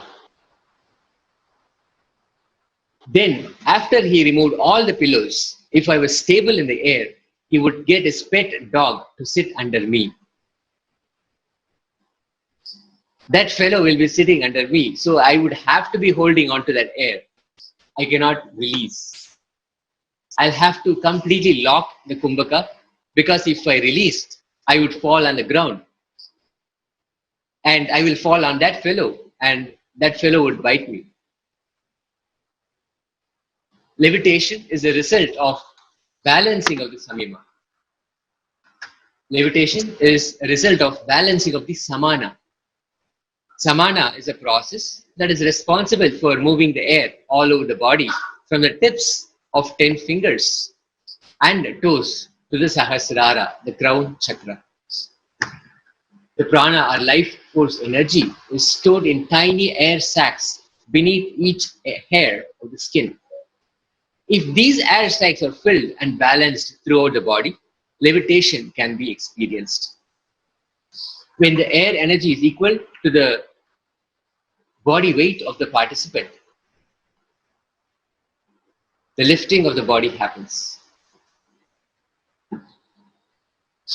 One of the disciples, second, physiological levitation. Your intra-organs become light and jumping. Equivalent to your weight, the samana will get filled in you, so it will jump and in a few seconds will fall back. Then comes physical levitation. More than your physical weight, the samana energy will stay in you. So that many seconds or minutes, you will be in the air. You will literally go away. Being situated on a comfortable seat or on a bed, firmly cognize that your own body is without any support or base from anywhere. It is resting on nothing. By holding this cognition, when the mind becomes worn away and thoughtlessness arises, then in an instant one becomes weightless and experiences the space beyond the mind, the space of Paramashiva.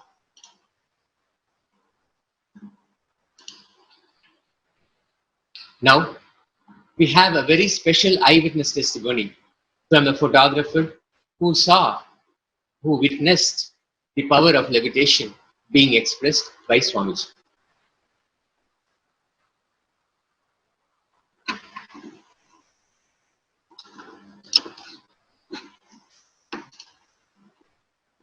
This is a personal account, a very special eyewitness testimony from a photographer who was blessed, fortunate to be a witness to the power of levitation manifesting through Swamiji.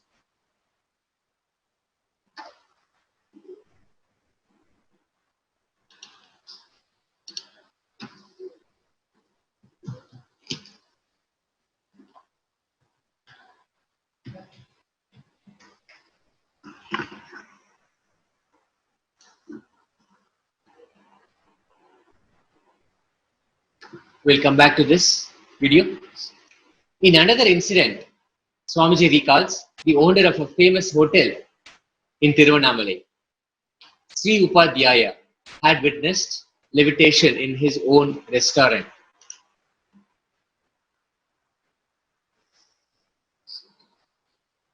Swamiji recalls, once Yogananda Puri and he were at the Udupi hotel. I was also with them. Somebody came and asked Yogananda Puri in a very disturbing way, I heard that you can make people levitate. Can you do that to me? Yogananda Puri jovially told him, pay for this coffee, then I'll do it. That guy said, all right, I'll pay for all the 3 coffees. Swamiji explains that the man paid for all the 3 coffees. Yogananda Puri actually made him sit on that dining table and told him to hold his nostrils and did something for 3 or 4 minutes. Then suddenly he pulled that dining table out from under the man and he was levitating. He was there in the air. Today, the hotel owner is still Swamiji's devotee. Throughout Swamiji's childhood, he witnessed his leelas as the avatar of Paramashiva. He says, the hotel owner says, Swamiji would be sitting for long hours in the temple. He would also sit at the Iron Kulam. That is a pond in Tiruvannamalai.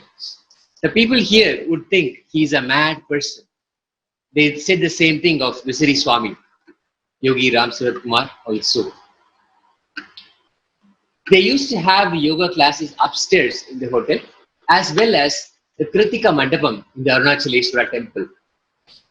He has come many times to the hotel there.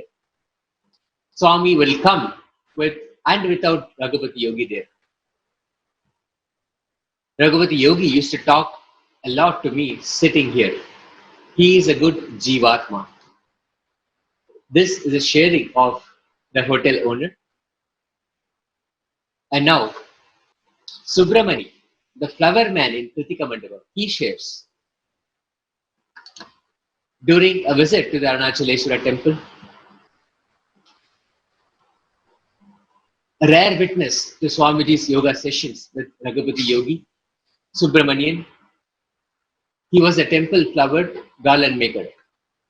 Every day, as Swamiji followed the instructions of Yogananda Puri, and received intense training in yoga in the Kritika Mandapam, this garland maker would watch as he was devotedly making garlands for Arunachaleshwara. Subramani tied flower garlands at the Kritika Mandapam for the temple deities in the Arunachaleshwara temple. It was during his 30 years of service that the avatar decided to walk into Kritika Mandapam for yoga lessons with Raghupathi Yogi. Subramanian describes the intensity of the yoga lessons and frequency of the relationship between Yogi and the young avatar in the most simple yet powerful words ever. He says, Swami used to come to the Kritika Mandapam every day.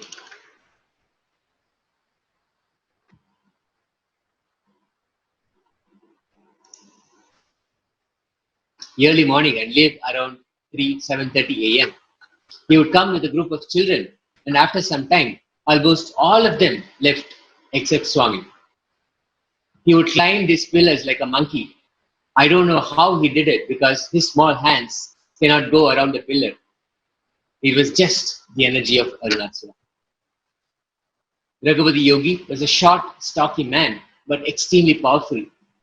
The way he used to look and walk was very different from Ishwar.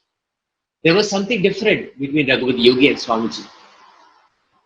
There was an extraordinary bonding between them. I am privileged to have seen Arunachaleshwara himself come and do yoga in front of my eyes. You're all very privileged to be part of the mission. He says, please spread his yoga. Whatever Swami Nithyananda has taught you all, that's how he refers to Swamiji. Please take it and spread it. It was a darshan for me to see them both together. Subramanian watched with awe and amazement at the young avatar who already had so much of the divine exuberance. Years later, he fondly recalls the Leela of Swamiji mastering yoga at such a young age. Let's watch now the account of the hotel owner and of Subramanian, who happened to watch Swamiji when he was training at the Kritika Mandapam.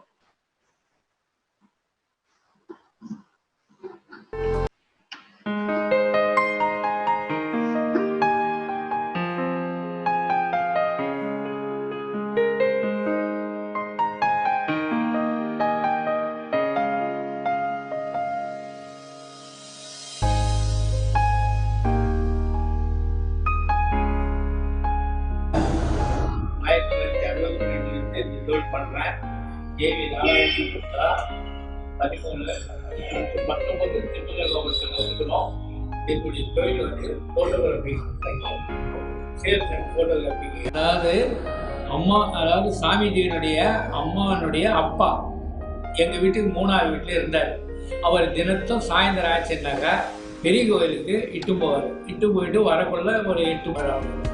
எதுவாக இருந்தாலும் ஒரு சும்மா இருக்க மாட்டார். ஏதாவது ஒரு கிண்டல் பண்ணின்னு செஞ்சுன்னு அவங்க இது பண்ணுவார். அவங்க வீட்டிலேருந்து பாட்டி வீட்டிலேருந்து 3வது வீட்டில் நாங்கள் ஒரு வீடு கட்டினோம். வீடு கட்டினப்பெல்லாம் வந்து அந்த மணலில் விளையாடிட்டு வருவார், செய்வார், போவார்.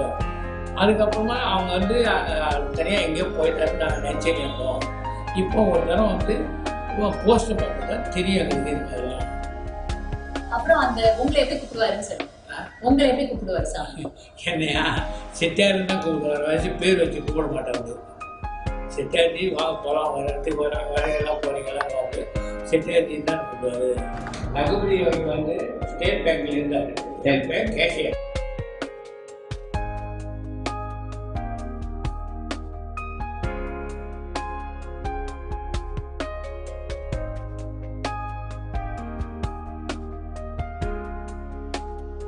அந்த கேஷியர்லேருந்து நாங்கள் வந்து எல்லாத்தையும் பார்த்தோம், செய்வோம்.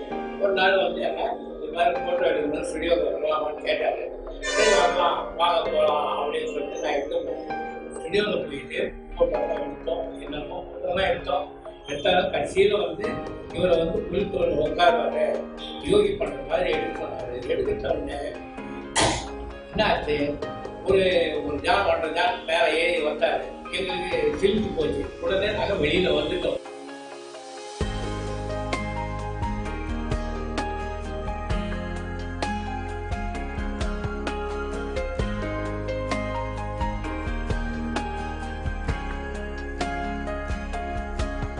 அப்போ தான் இந்த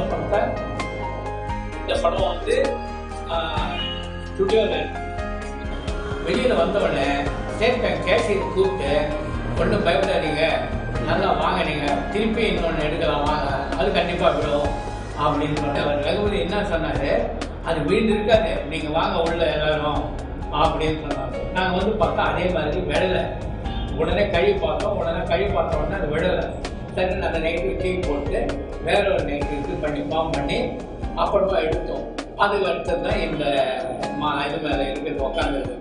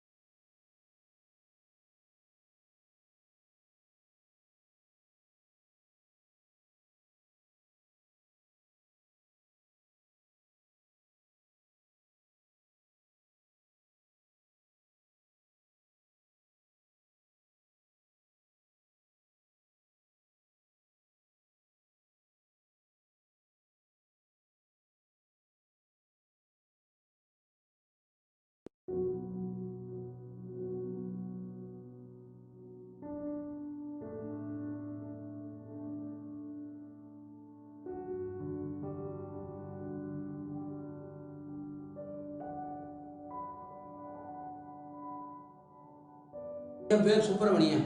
கிருத்திக மண்டலம் சி சுப்பிரமணியன். திருவண்ணாமலை அருணாச்சல தேவஸ்தானம். கிருத்திக மண்டலம் 1973 இருந்து 2012 வரைக்கும் அண்ணாமலையார் இருக்குது. அந்த பூ கட்டினேன் கிருத்திக மண்டபத்தில். 60 ரூபா சம்பளத்துலேருந்து 14,000 ரூபா சம்பளம் வரைக்கும் நான் வேலை இருந்து நான் ரிட்டையர்மெண்ட் ஆகிட்டேன். ரிட்டையர்மெண்ட் ஆன பிற்பாடு அந்த எங்கள் பையன் பூ கட்டுறான் அண்ணாமலையாருக்கு.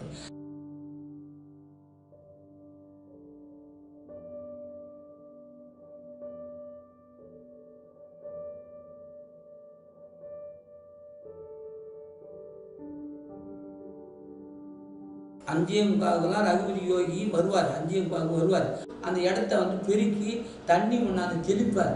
தண்ணி முன்னாந்து தெளித்து அந்த மண்டபத்தெல்லாம் தண்ணி தெளிச்சுட்டு லேசாக பெருக்கிட்டு வாசப்படி தண்ணி தெளிப்பார். தெளிச்சுட்டு பெருக்கிட்டு உட்காருவார். உட்காந்து பிற்பாடு இவங்கெல்லாம் வருவாங்க. இவங்கெல்லாம் வந்த பிற்பாடு யோகாசனம் கற்றுக் கொடுப்பார். கற்றுக் கொடுத்தாருன்னா சுவாமி நித்யானந்த சுவாமி அவங்க அண்ணன் சிந்தியில் அண்ணாண்ட வந்து அவங்க கூட ஒரு சம்பத்து. அதுக்கு பிற்பாடு வந்து மிச்ச பேர் வளைகாத்திலிருந்து நாராயணசாமி, அண்ணாண்ட ஆறுமுகம், அண்ணாண்ட முனுசாமி, அண்ணாண்ட கண்ணு, அவங்கெல்லாம் ஒரு 10 பேர் வருவாங்க. அந்த இவர் பேர் அந்த அசிமண்டிகார் பையன் 2 பேர் வருவாங்க. பேர் நல்ல பேர் ரைஸ் மில்கார் ஓனர் பசங்க 2 பேர் வருவாங்க. ஷண்முகன்றவர் வருவார். வளைகாரத்துலேருந்து ஷண்முகன்றவர் அவங்க தாத்தா கூட ராஜமூலியார் கூட பார்ட்னராக கஷ்டப்பட்டாந்தவர்.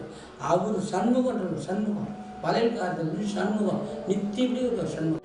சாமி வந்து நித்யானந்த சாமி வந்து குரங்கு மாதிரி ஏறுவார். தூணில் கீழே மேலே தான் ஏறுவார். மேலே கீழே ஏறி அது கத்துவார். இது மாதிரி சத்தம் போடுவார். ஊழம் விடுவார். ரகுபதி யோகி கற்றுக் கொடுப்பார். இப்படி போன்னு உதுவார். ரகுபதி யோகி அந்த சுவாமி சுப்பிரமணியர் உட்கார மேடையில் இப்படி அந்த ரகத்தில் மாதிரி ஒரு 4 வருடம் அப்படி தூக்குவார். இப்படி உட்காருவார். சப்பலாமல் போட்டு உட்காந்து அப்படி தூக்குவார். ஜம்ப் பண்ணி தூக்குற மாதிரி அந்த ரகத்தில் ஏறி அந்த ரகத்தில் உட்காந்து 4 நிமிஷம் 3 நிமிஷம் அப்படியே அழுக்காக இருப்பார். அவர் யோகாசனம் கற்று தான் அப்படி ரகுபதி யோகத்தை இருந்தார். அந்த மண்டபத்தில் மேடை சுப்பிரமணியர் மேடையில் தான் உட்காந்து கற்றுக்கிட்டு நான் பார்த்துருக்கேன்.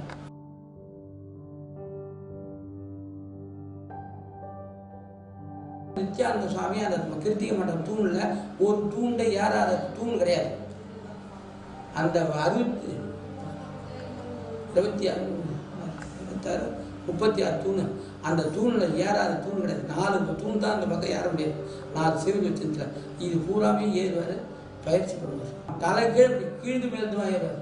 இப்படி கொம்பு பார்த்த அந்த பொம்மைகளை பிடிச்சி ஏறுவார். பொம்மையில பிடிச்சி ஏறி நான் பார்த்துருக்கேன். சுற்றி பூஞ்செடி இருக்கும், அதுக்கு வந்து துளசி செடி இருக்கும், அந்த இந்த நஞ்சாவட்டம் செடி இருக்கும், அதெல்லாம் தண்ணி கொண்டு ஊற்றுவாங்க. தொட்டியிலேருந்து கொண்டு ஊற்றிட்டு நாகலிங்க மரத்துக்கு தண்ணி ஊற்றுவாங்க. நாகலிங்க மரத்தில் இருந்து புஷ்பத்தை எடுத்து முருகருக்கு வைப்பாங்க. நாகலிங்க மரத்தில் ஏறி பூ எடுத்து முருகருக்கு வைப்பாங்க. மணி 7:45 8 மணிக்கெல்லாம்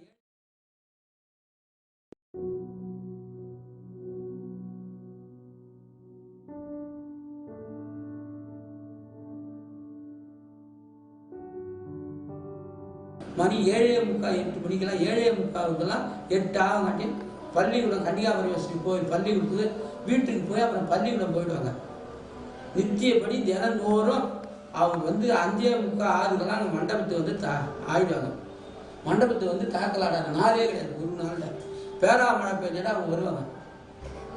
வராத நாள் இல்லை, என்ன மழை பெஞ்சாலும் அவங்க வருவாங்க. வந்து யோகாசனம் கற்றுக்கணும். சாமியை பார்க்கும்போது பார்த்தா அண்ணாமலையார் உள்ள பார்த்த மாதிரி தான் அவருக்கு தெரியும். அதில் ஒன்றும் சந்தேகம் கிடையாது. சாமிக்கு ஒரு வடாதிபதி பிருதம் 4வது திருவண்ணாமலையில் வந்து முதல் சேஷாத்ரி, 2வது ரமண மகரிஷி, 3வது வந்து விசிறி சாமி, 4வது வந்து நித்யானந்த சாமி. நான் சின்ன வயசுலேருந்து வண்டி விட மாட்டேன், சைக்கிள் விட மாட்டேன். அண்ணாமலையார் கோயிலுக்கு நான் நடந்து தான் போவேன், நடந்து தான் வருவேன். அவங்க பாட்டி வந்து நல்ல நித்யானந்த சுவாமிக்கு அவங்க அம்மாவுக்கு அவங்க அப்பா ராஜமௌலியார் சம்சாரம் அவங்க அம்மா தெரியும், அவங்க மாமியாரும் தெரியும். அதே மாதிரி அனுசூயா ஆணையத்தில் ரப்பர் சாமி அண்ணாமலை மொழியார் ஆணையத்தில் அண்ணாமலை மொழியார் அனுசூயா குடும்பமும் நல்ல பழக்கம். 2 வீடுமே எனக்கு வந்து சின்ன பிள்ளைங்க எனக்கு பழக்கம். 8 வயசுலேருந்து 2 வீடுமே எனக்கு பழக்கம். இவங்க அவங்கன்னு இல்லை. அப்புறம் தான் மண்டபத்துக்கு வருது. சின்ன பிள்ளைங்களான பழக்கம்னா எனக்கு அவங்க மண்டபத்துக்கு வந்தால் நம்ம ராஜமௌலியார் பேரை அனுசூயம்மா பேருன்னு தெரிஞ்சு Nithyananda.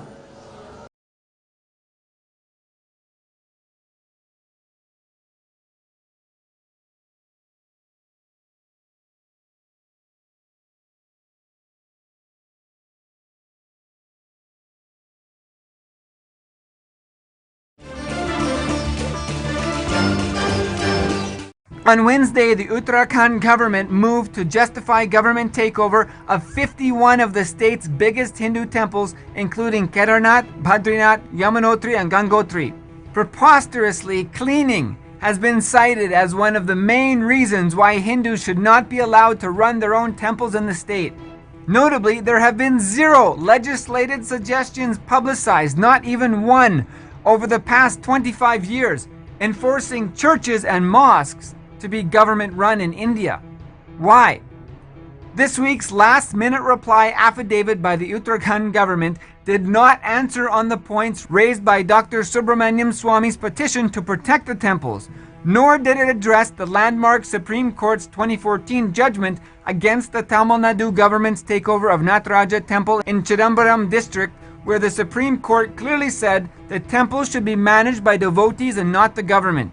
Dr. Subramaniam Swamy, via advocate Ishkaran Bhandari, had filed a petition to protect Uttarakhand's temples from being administered by leaders of other religions, to which the Uttarakhand government is currently opposing.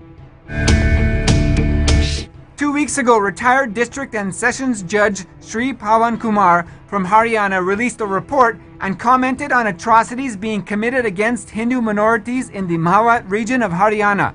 He said, the area, which comprises a 20% Hindu population, is notorious for criminal activities. Abductions, rape, and gang attacks leave many Hindu victims too afraid to even report many crimes. Nonetheless, attacks on Hindus from the area are sometimes still revealed on a daily basis. The retired judge himself was quoted as saying, Aurangzeb-like brutal atrocities are being committed against Dalits in Mewat. As all living Hindus know, life is really quite simple if we keep it simple. Little food, little sleep, and spiritual strength.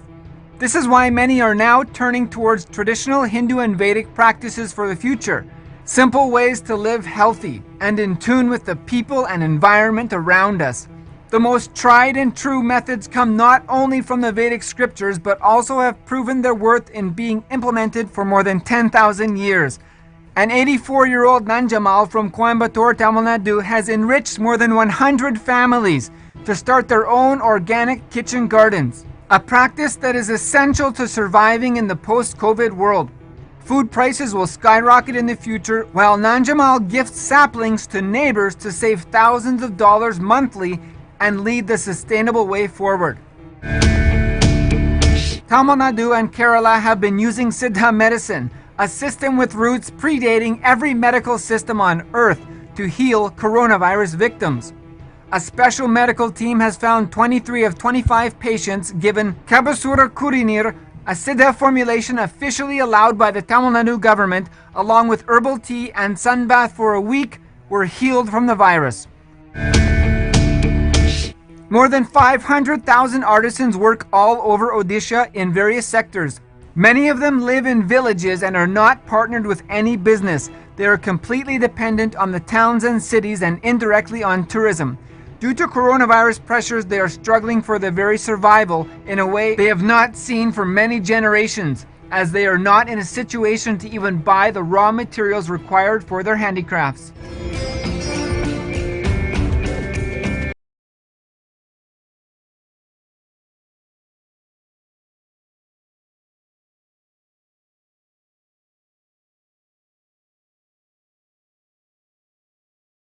Shiva Samhita, verse 44 says,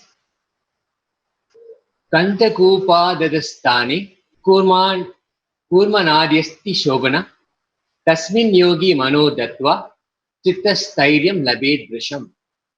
Below the cavity of the throat, there is a beautiful nadi, a vessel called kurma.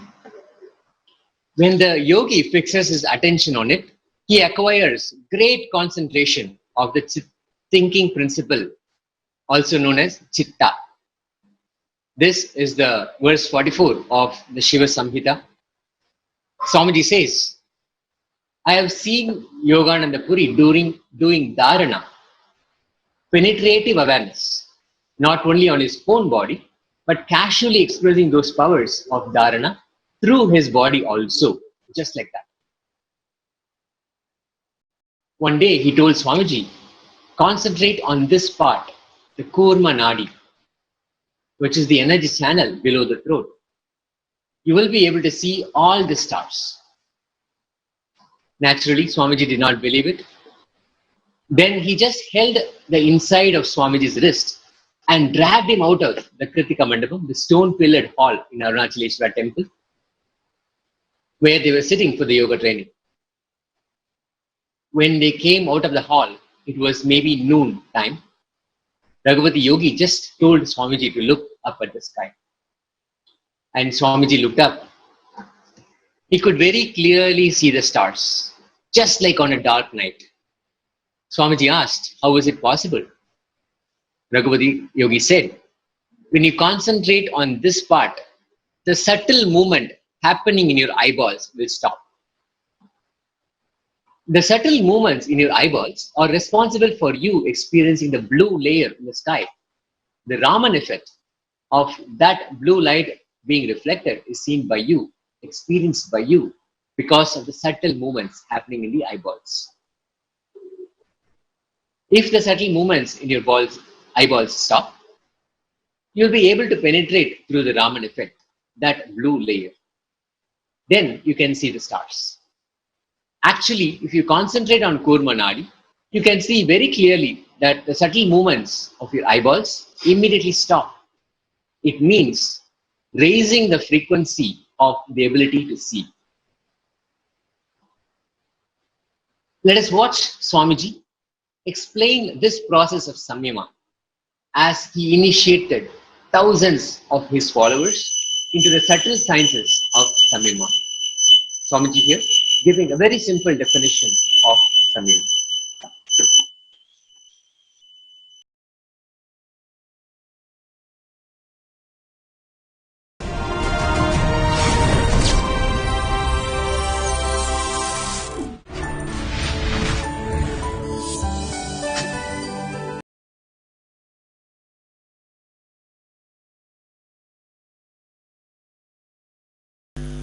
Samyama means centering yourself on one purpose and discovering the new possibilities in your life. That's all. Understand? Samyama means centering yourself on a new purpose and discovering the new possibilities.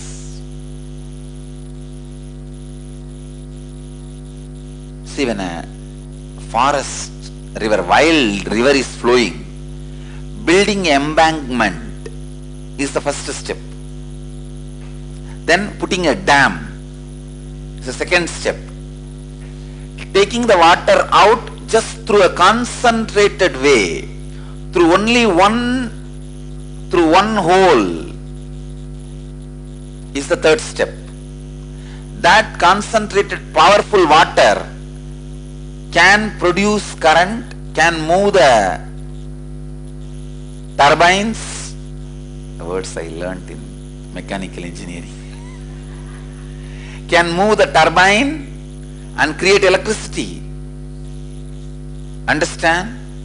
Same way, three things need to be done to the mind.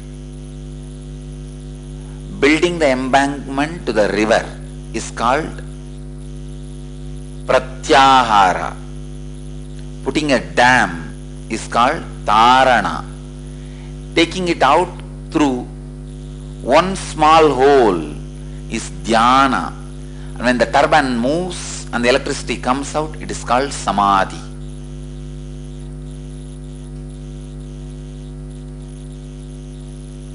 Your mind, first we need to put the embankment, then dam, then take out only through one concentrated necessary place. Use the energy to move the turbine. You will have enlightenment energy in you. All these four, pratyahara, dharana, dhyana, samadhi, all these four put together is samyama. Nirahara samyama means this next 21 days you are going to center yourself on one activity. Whole day, whether you live, walk, talk, work, you are going to be centered on something.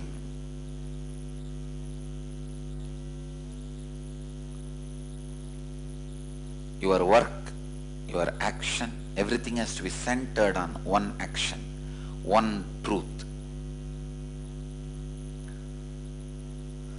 Main thing Niraharis need to know, you should not fall into tamas. When food is taken away from your body, the first thing your body and mind will do is fall into low energy, tamas. Inertia, no. No inertia can be allowed. Whole day, literally 24 hours, you have to be awake, alive, working. Only then Nirahara Samyama will happen in you.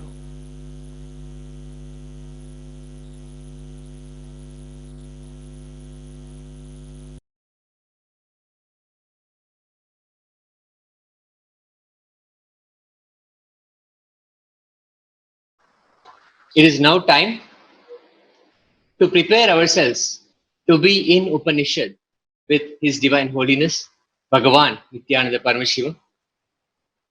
Let us make a conscious decision to be in a space of deep listening and simple integrity with Swamiji, that we are here, open and available to receive the revelations of Paramashiva.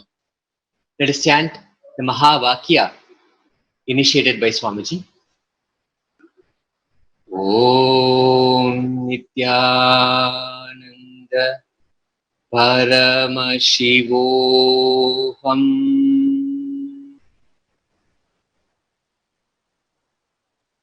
Nithyananda Paramashivoham. Om Nithyananda Paramashivoham. Om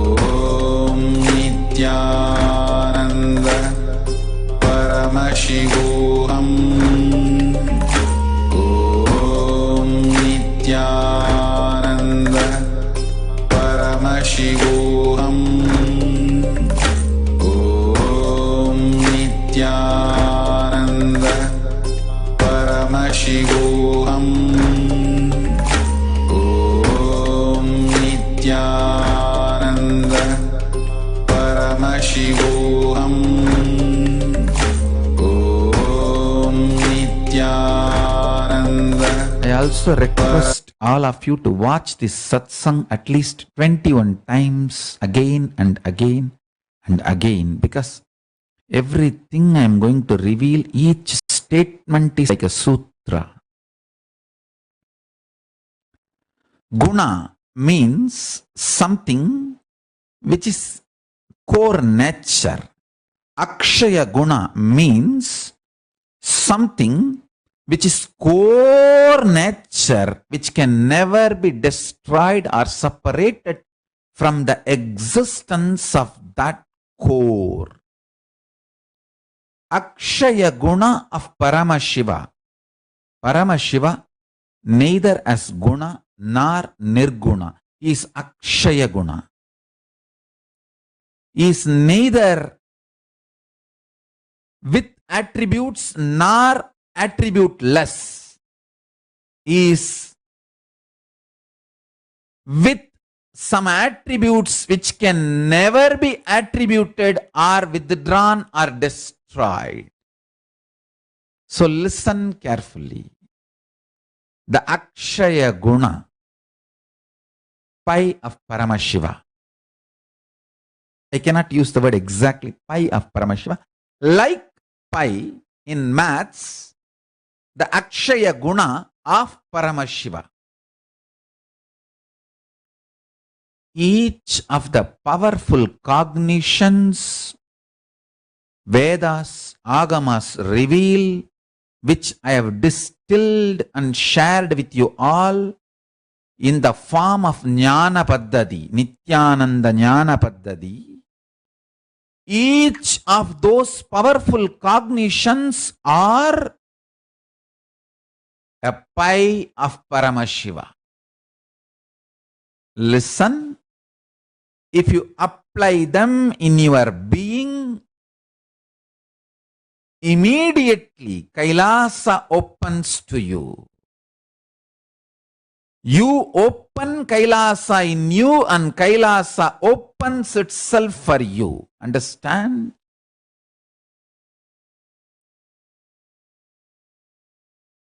Your body is an organism.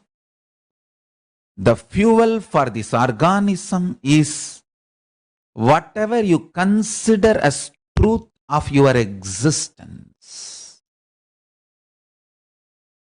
If you consider truth of your existence is nothing but struggling, fighting, suffering, no one can liberate you. Understand? If you consider the existence of you, if you strongly believe the core of you or the truth of you and truth of your reality, truth of your life, truth of your existence is suffering, torture, pain, frustration, nobody can save. The good news I have for you is you can change that cognitions because they are delusion. You also know they are delusion.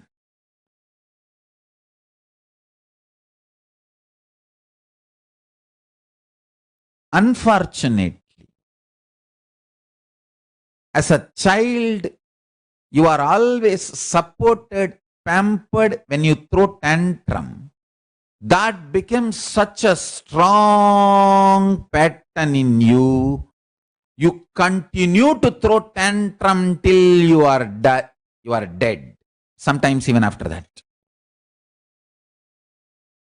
Sometimes even after that. I have seen some people, even after death, they throw tantrum.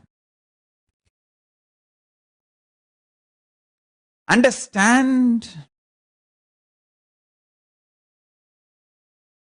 existence is a mirror.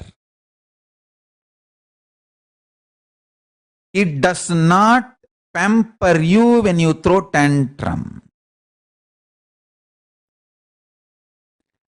Your parents pamper you when you throw tantrum, not because they care, just they want to escape from you and they can't handle. Understand? Throwing tantrum and getting what you want, you are not getting because you are qualified. Even if you get, when you throw tantrum and you don't get, it is good for you because you will not develop that pattern as your core belief, Akshaya Guna. If you throw tantrum and you get it, that's the worst thing for you because you will develop that as a Akshaya Guna, dangerous.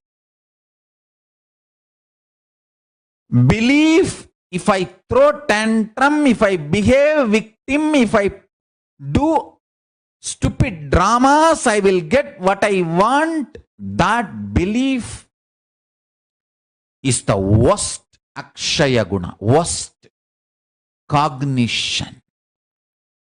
If you throw tantrum and get what you want, you are dead, you are destroyed. Parents, a good parent will not give what child wants when the child throws tantrum, because then the child is going to destroy herself. But the parents who don't want to spend time and bring up, who don't want to take the responsibility for the child, they give what child wants when the child throws tantrum. And the child develops the worst pattern, I tell you.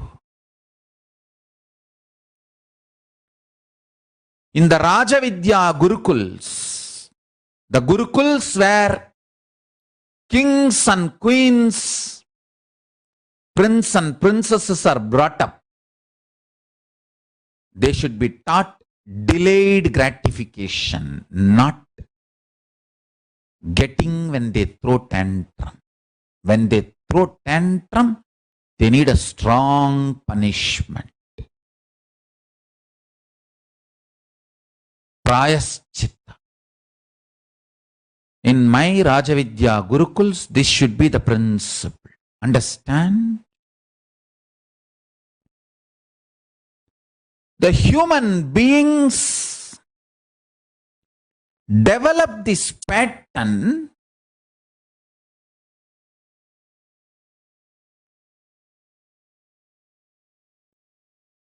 throwing tantrum and getting what they want. That pattern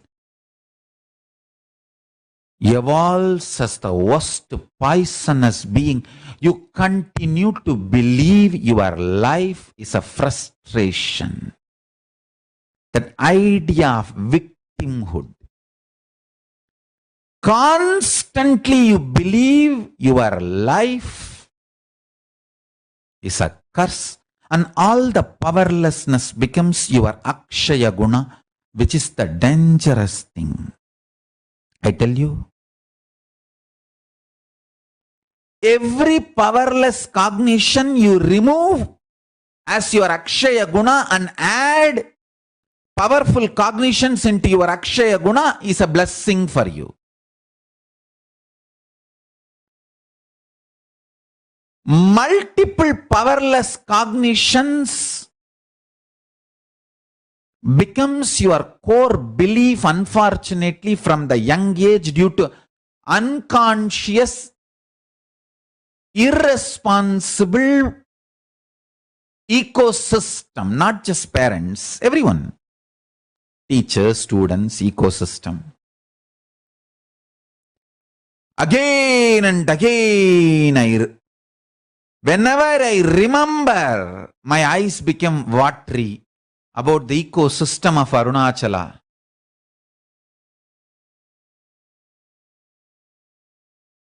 Every dust in Arunachala hill, every dust in that Arunachala village, I bow down to it. Pranamami muhurmuhu. Pranamami muhurmuhu.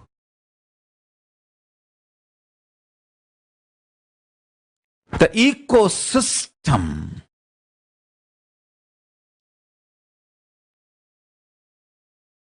which Arunagiri Yogeshwara manifested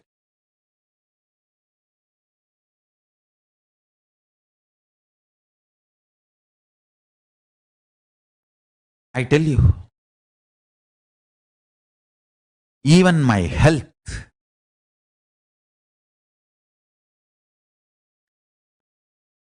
I'm 41.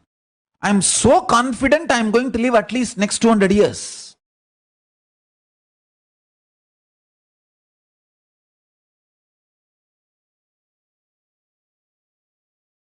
It is just because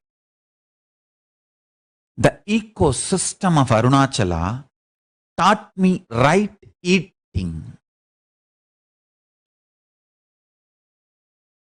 Not only I never tasted non-veg, never had interest. I did not even need to fight or control myself to be away from non-vegetarian food. Understand? See, non-vegetarian is not just a food, it is a culture, core beliefs you have. Somebody who eats non-vegetarian food, meat, cannot love a pet. Understand? It is a hypocrisy. What? You will kill a calf and cow and bull and eat, but you will caress the dog? It is the core beliefs. Because never tasted non-veg, never had interest, never even need to fight to be vegetarian. By its own nature, the core cognition, Akshaya Guna, became ahimsa, non-violent way of existence. It is not just about tongue, it is about the cognition, core of what you are. See, if something becomes your food, beautifully, one of the great saint, Thiruvalluvar, says,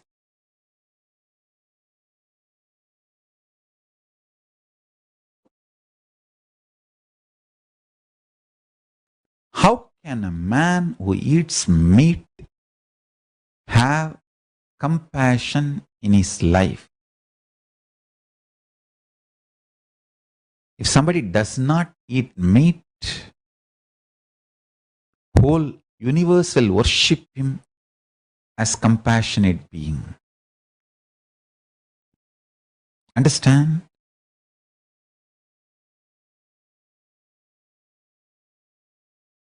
It may be very simple thing for many people. Oh, what is their vegetarian food now? So many people are practicing veganism, vegetarian life.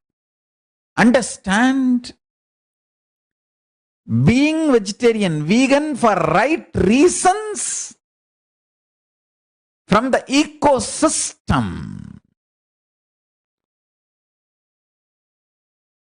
Please listen. Kollanai pulalai maruttanai கைகூப்பி எல்லா உயிரும் தொழும் கொல்லான் புலாலை மறுத்தானை கைகூப்பி எல்லா உயிரும் தொழும் means if somebody does not kill and does not eat meat, all the beings will worship him.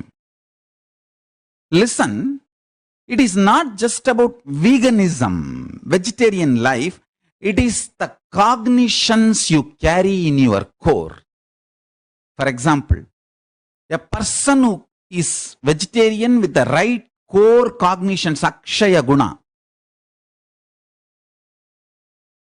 If a goat is hurt in the street, he will have water in his eyes, not water in his tongue. If a goat is hurt in the street, man who is vegetarian from his core principle, akshaya guna, will have water in the eyes, not in the mouth, not in the tongue. Understand the fundamental principles. Fundamental principles of life. Core beliefs you carry is too important for your existence.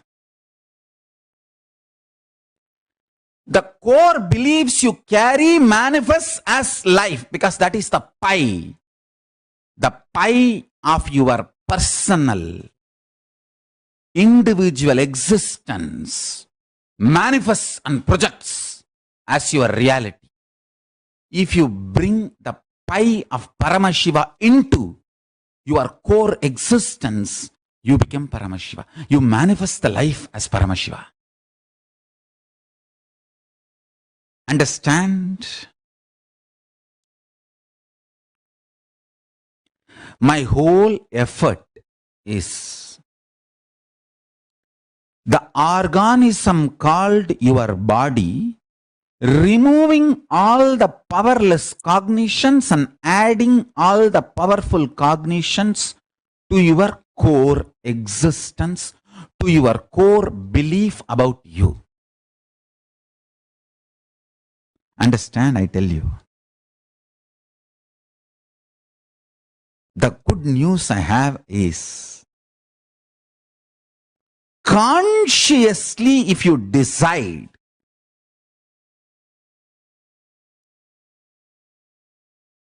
even unconscious powerless cognitions loses power over you. I tell you. I'll expand. Listen. I'll tell you one incident from my life with Arunagiri Yogeshwara, my own guru.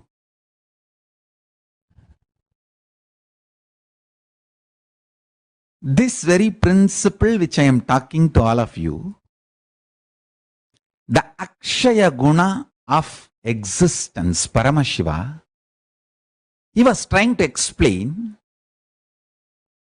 from a different context, from a different reason. He was trying to explain the truth of Drishti Srishti. How every thought we create manifests as life. And how careful and alive, awake we should be about thought. So, right thing manifests as life.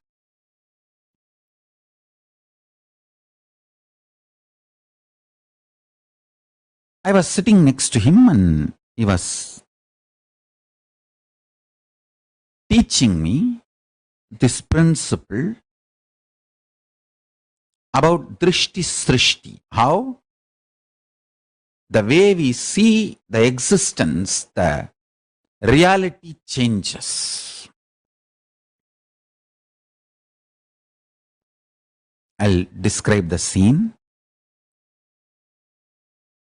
He was sitting on the steps in Arunachaleshwara temple in Kalyana Mandapam, near his Jiva Samadhi. I was sitting a step below him and holding his thumb, his feet.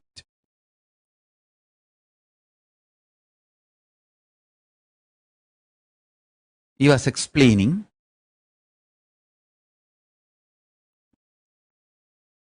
he was such an extremely beautiful being.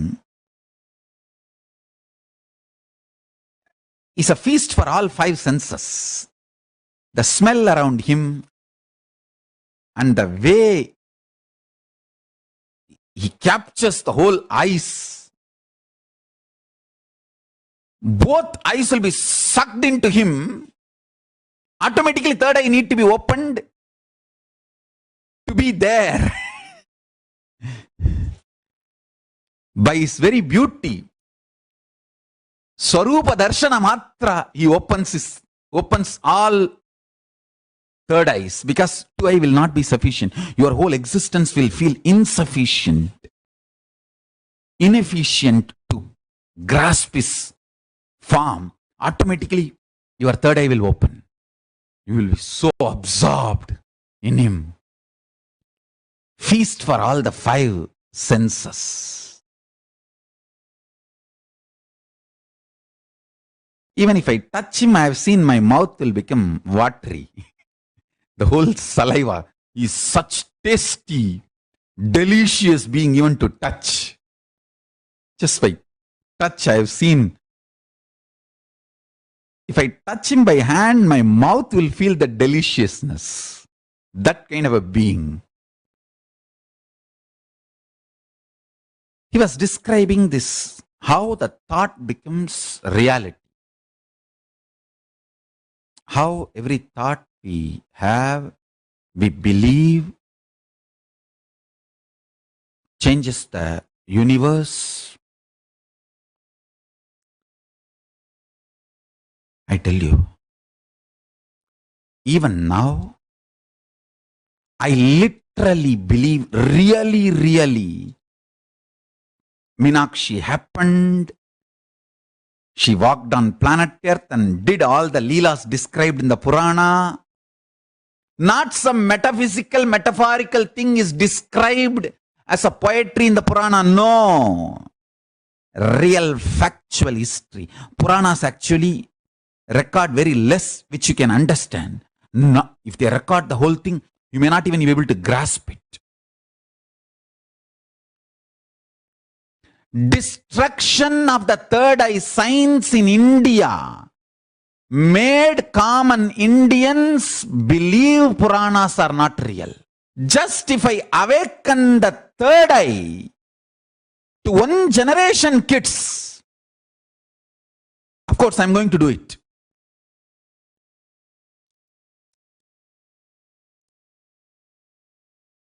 If I just work on the third eye, and if even 10 million kids fully third eye awakened and start perceiving the reality in a higher level, they will start understanding Puranas are real. How the Tiruvalayar Puranam says that Sundareshwara used to just walk out of the Garbhagraha and come and do all the Leelas.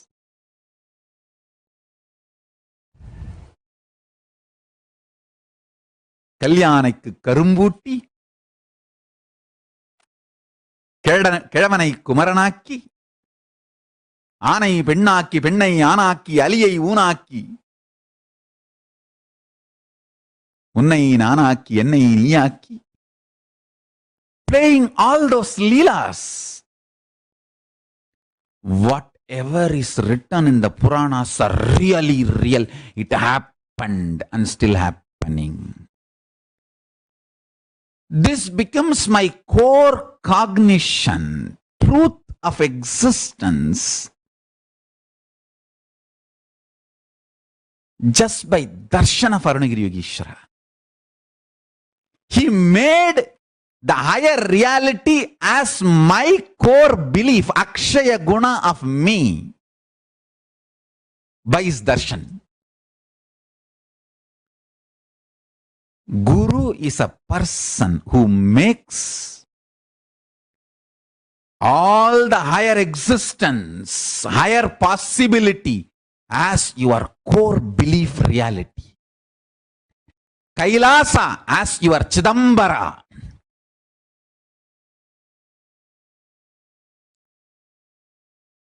Kailasa as your Chidambara, inner space heart. Whatever is the reality of the Kailasa, in Kailasa, what all the beliefs are core reality, core concept truths, Akshaya Guna, imperishable truths of Kailasa, becoming your core truths, is purpose of my advent. I happened for that.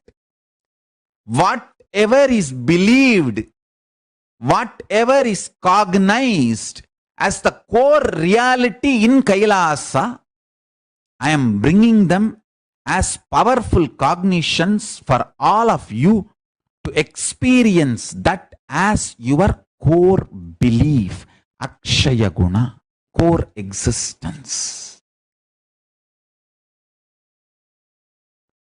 Arunagiri Yogeshwara was teaching.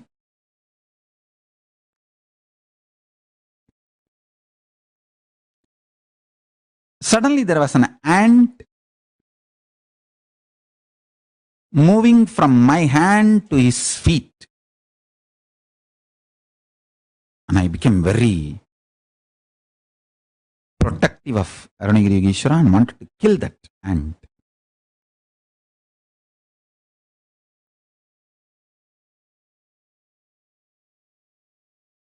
Before I could move my hand and kill it, he just beautifully took it from his hand and left it. And that ant, after tasting his hand, I think fulfilled, and it had a darshan and sparshan, and started moving. Then suddenly I had the thought, oh God, just now he was teaching every thought need to be right. And now I manifested, now I had the wrong thought. Will that manifest as a wrong effect in my life? The moment I had this thought, he started smiling. And I asked, Swami, and by now I know that he knows whatever I think, he knows. So I did not explain the whole thing. I just, Swami, means I am asking you answer now. The thought I had, the question I had now, please answer. For that, I was looking at him just through eyes, questioning, Swami. He laughed and showed the finger like that. Means his energy field, all the thoughts appeared in me just got dissolved. It will not have any negative ripple effect because of his energy field.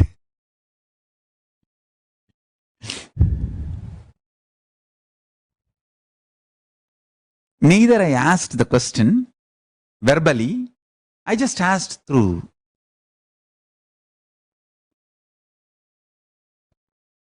eyes and uttered the word Swami. I had a different kind of relationship with him. Only when there is a spiritual talk, I will relate with him like a Swami, means Guru, God. Such a boon.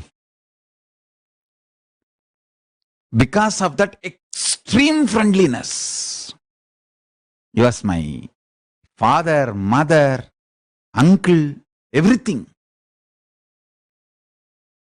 Once I brought a dhoti from home and gave it to him.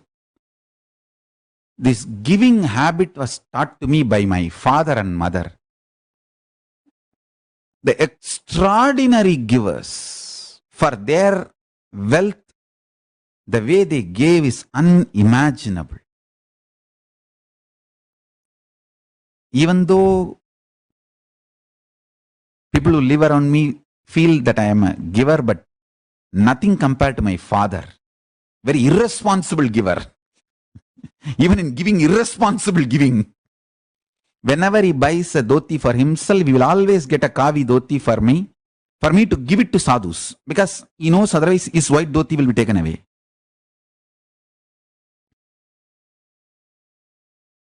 One day I took white dhoti, even though there was a kavi dhoti, I took a white dhoti for Arunagiri Yogeshwara, I gave it away.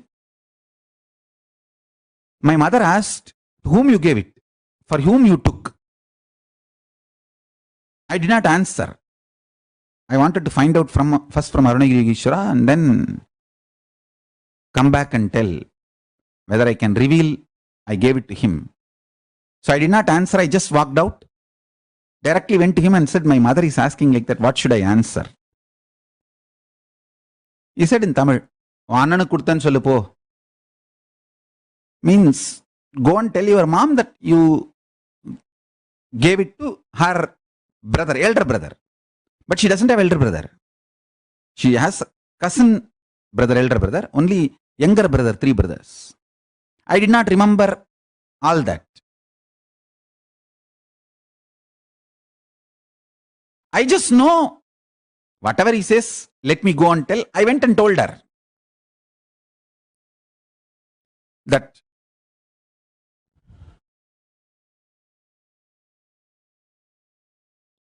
I gave it to your elder brother. She did not tell anything. I was surprised. Because from my knowledge, I don't know that she has elder brother. Later on I came to know she has a cousin brother, elder brother, and whose house is between the house I was born and brought up and the temple. So, it just matched. Maybe that is the reason she just kept quiet. But for me, it was such juicy thing. I said, if you are elder brother of my mother, then you are my mama.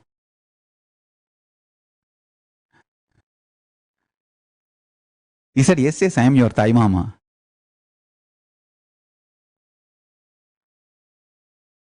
I had extreme friendliness. All relationships, all possible relationships with him. The core beliefs he planted inside me, the powerful cognitions, the Akshaya Guna of me,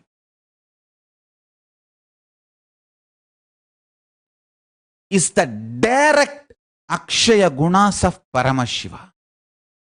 And that ecosystem of Arunachala supported it. This whole Kailasas I am building all over the world is nothing but my energy field. So, even if you have negative thoughts, it will die down, it will not create negative impact and ripple effects inside you, for you or for others. Understand? For example, if you live in our Kailasas and live the vegetarian lifestyle, even unconsciously, mentally, you get sometime these negative thoughts, violent thoughts, it will just die down, it will not create any ripple effects. It will not create bad effects for you and for the world. That is the purpose of these Kailasas. In every level. Whether the level of brahmacharya or the level of every vow, every ahimsa, satya, asteya, aparigraha, in all levels, understand the cognitions you carry manifest as reality in your life. Powerful cognitions are pi of Paramashiva. The moment you insert them,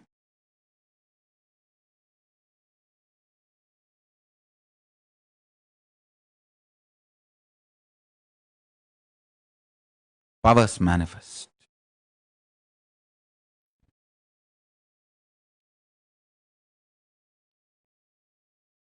I tell you, simple, straightforward words. Just decide to cognize the powerful cognitions, so many powerful cognitions.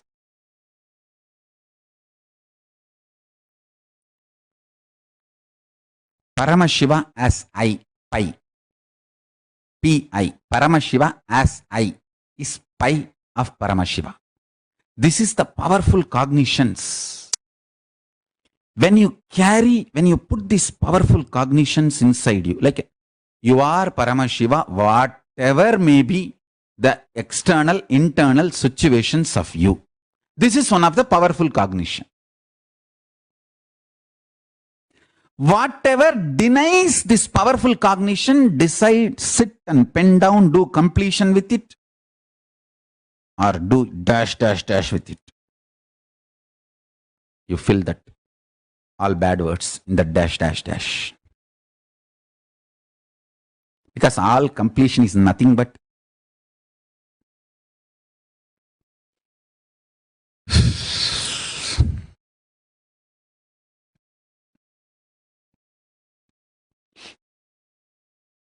actually, if you really behave like my disciple, when you look at your completion,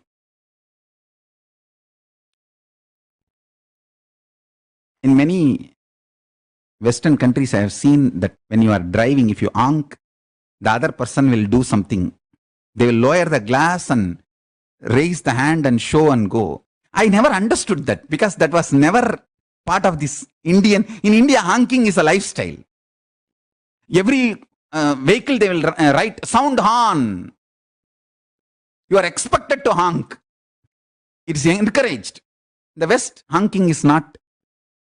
Western countries, honking is not culture, and if you honk, they will lower the glass. And first time when I saw that, I could not understand. I was asking the devotee who was driving me, what is this? What is going on?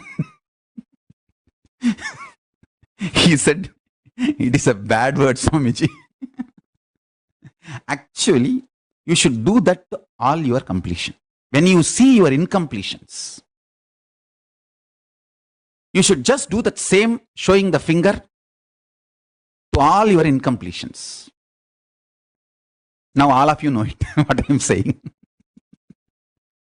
Show finger to your incompletions. Be ferocious with it. I tell you. I'll give you one important secret. All insecurity. Visualize all insecurity and pour it on Kalabhairava. Decide to stand and face. Let your insecurities physically melt your muscles and stand. You will see that insecurity just destroys you. Stand as Paramashiva. Insecurities are the acid poured on your system. Stand tall. Along with your toxins, the insecurities will leave you. Stand as Paramashiva.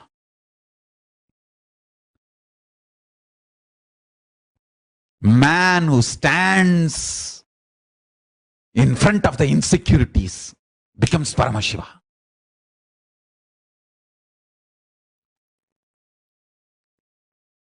Your body is like a mechanism. Because your consciousness is inside, it is organism. That consciousness is suffering with the wrong cognitions as your reality. You started believing wrong things as the core beliefs of your existence, Akshaya Guna. You just need to remove them.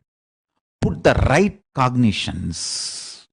I have given thousands of powerful cognitions.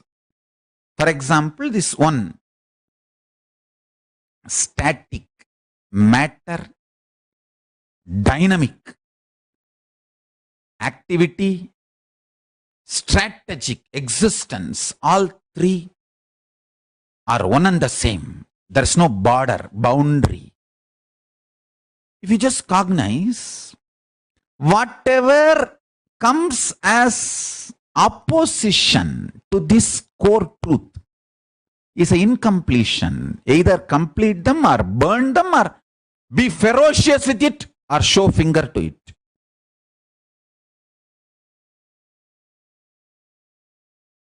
Show finger to your incompletions. You know which finger. I don't have to show.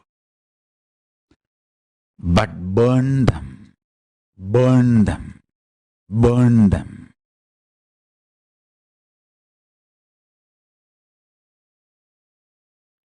Even if you decide consciously, I will stick to this powerful cognition, even if the powerless cognitions come in between, I am not going to bend for it. I'm going to stand with this powerful cognition.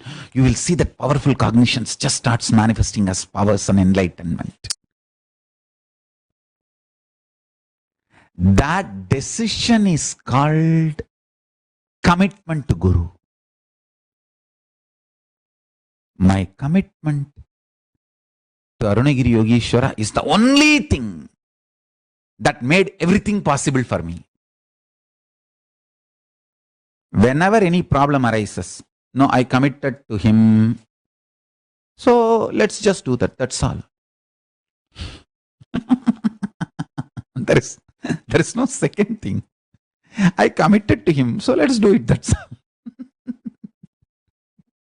That is the real finger to the incompletions. The real finger you need to show to your incompletion is, I committed to my Guru to live powerfully. I committed different cognitions to him, so I cannot live with you. Pi of Paramashiva. I tell you, every powerful cognition is Akshaya Guna of Paramashiva.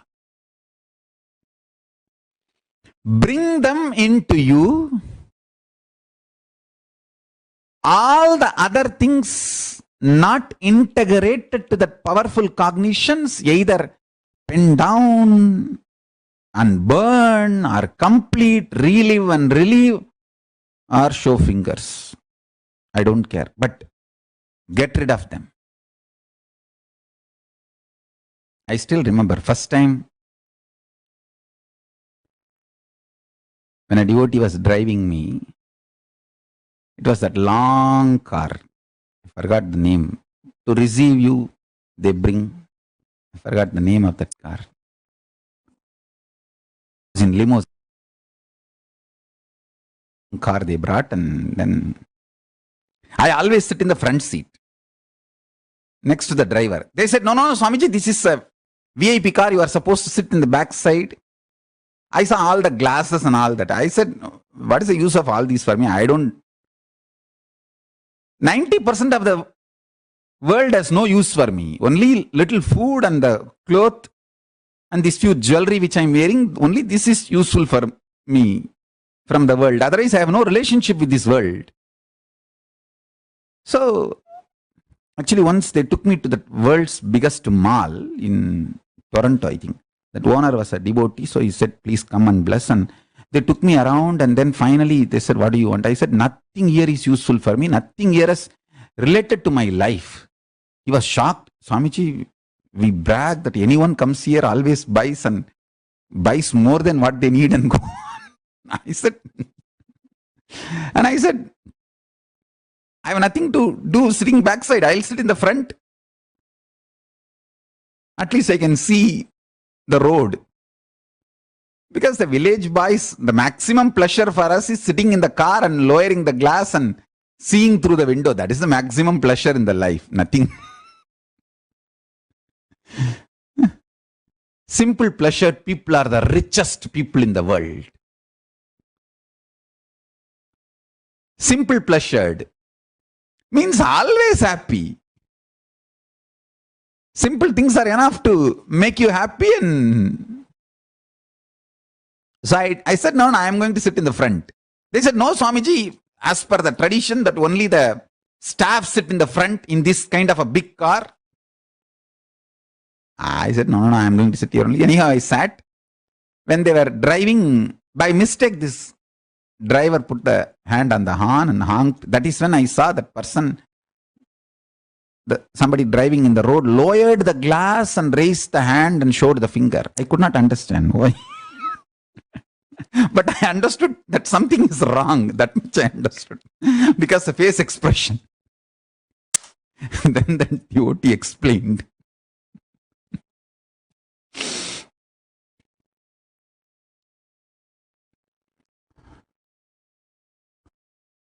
Understand?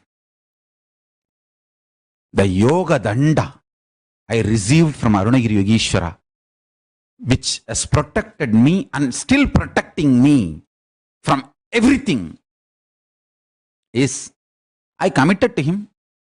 I'm going to do it. That's all. I committed to Swamiji, so I'm going to do it. That's all. There is no second thought. That became my core cognition. I tell you, the biggest gift he gave me, when he stopped appearing physically to me and stopped being physically available, the greatest gift he gave me is, of course, oneness. That is one. The greatest gift is that core cognition. I committed to him, so I am going to do it. All insecurities, nothing could ever stop me or touch. By and by, they stopped even talking to me. The insecurities have started feeling, oh, nothing can be done with this fellow. So they divorced me and went away. Because there is no engagement, there is no entertainment. I just started telling, I committed to Swamiji, so I am going to do it.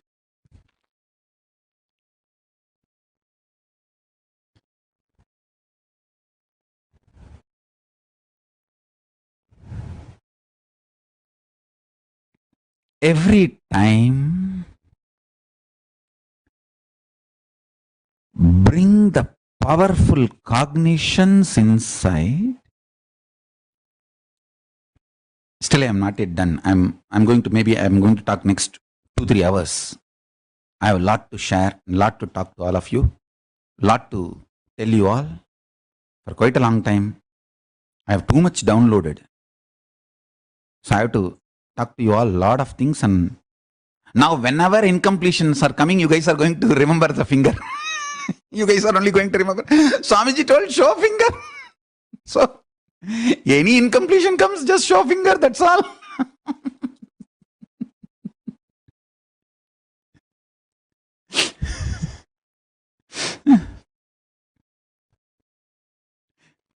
Maybe we can have a very decent Sanskrit name for it.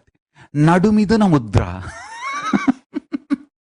Nobody can call this as a bad word. Show Nadumidana Mudra when your incompletions come to you.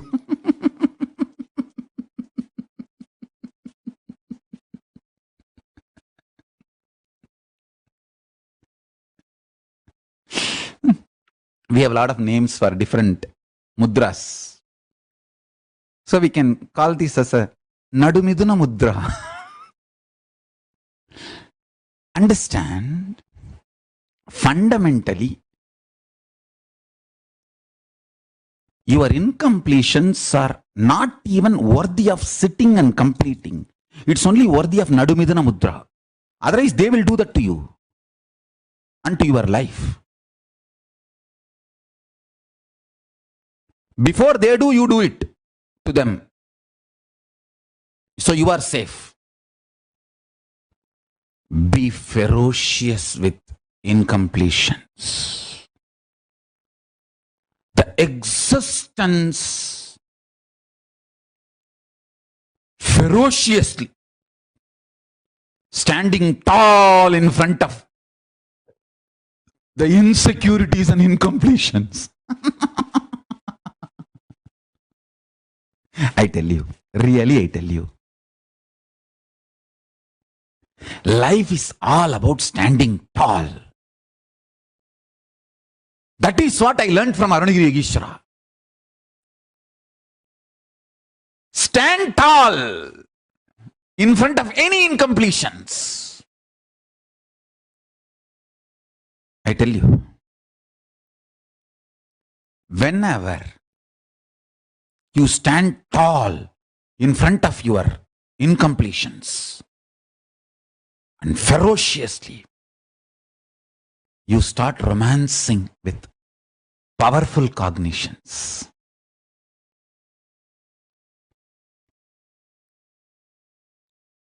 Understand, these powerful cognitions will manifest as powers in you intensely. Existing with powerlessness, you will feel everyone is out there to cheat you and exploit you.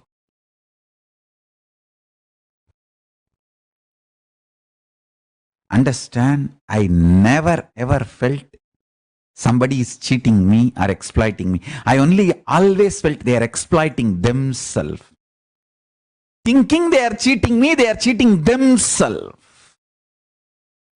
and their existence. So even when I say you are cheating me, I am uttering the word you are cheating you, thinking you are cheating me. Even when I accuse you, it is out of my compassion to you. It is not accusation, it is awakening. Understand, whether you are in the Kailasa or outside the Kailasa or in the outer world, wherever you are, life is the effect, manifestation of your core beliefs, your core cognitions.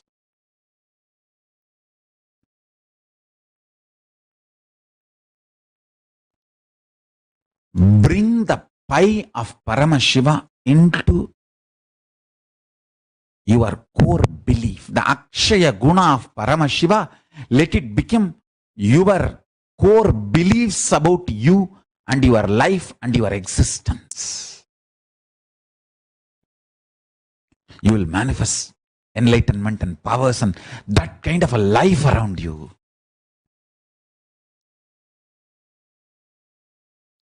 Suffocation of your core beliefs about you and life is depression and frustration.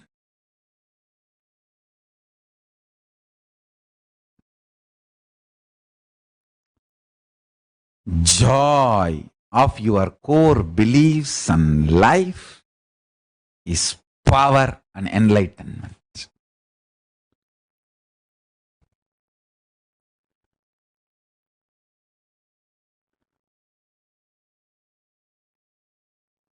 The one seed Arunagiri Yogeshwara has put in me is, he is real.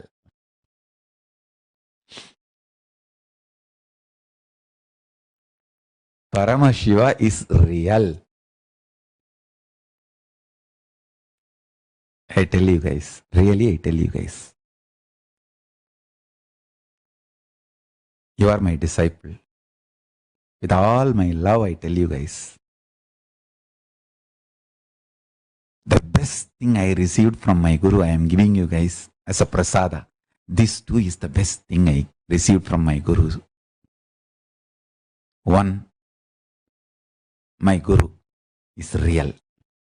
Second, I committed to him. I will live like that. over. That's all. Show your finger, Natumaidana Mudra for everything else. All insecurity, patterns, incompletions, everything. And I tell you, you will always be successful. I am real. My words are real. It's my blessing to all of you. Ferocious blessing.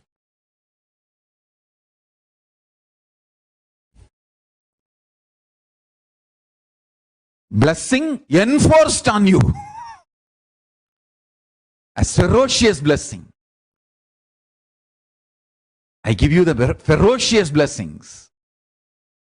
My disciples always win, succeed. The ecosystem of Tiruvannamalai gave me competence to live, not stupid any qualifications. Qualifications can be an introduction. When you talk about you to others, when you try to sell, qualification is like that gift wrapper. How they wrap it up with a jig paper. It can be gift wrapper. Competence is the real gift inside the wrapper. These powerful cognitions made me competent for life. Arunagiri Yogeshwara is such embodiment of that powerful cognition. I tell you, when I touch him by the hand, I used to feel that sweetness and that kick in the tongue. Just touching him by the hand. I just sat.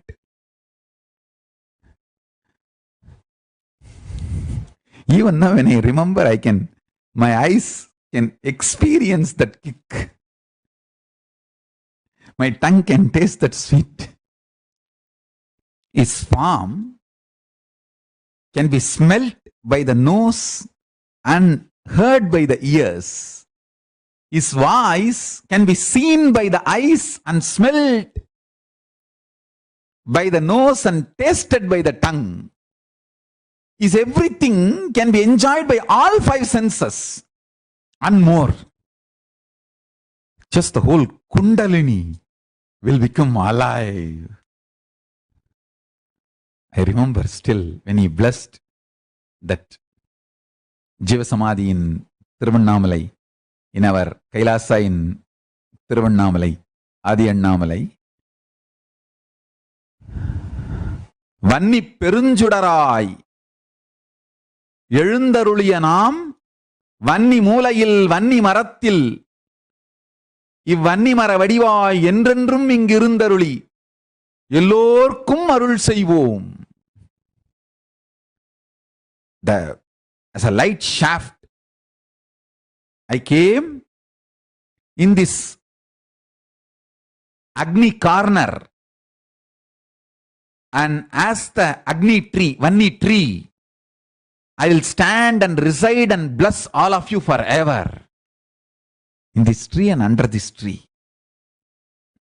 somebody who loves me most, whom I love most. Before I leave the body, if they ask me, Swamiji, just give essence of your whole life so that we can carry for future.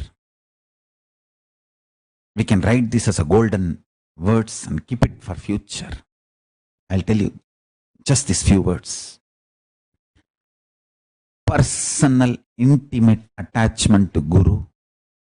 For everything else,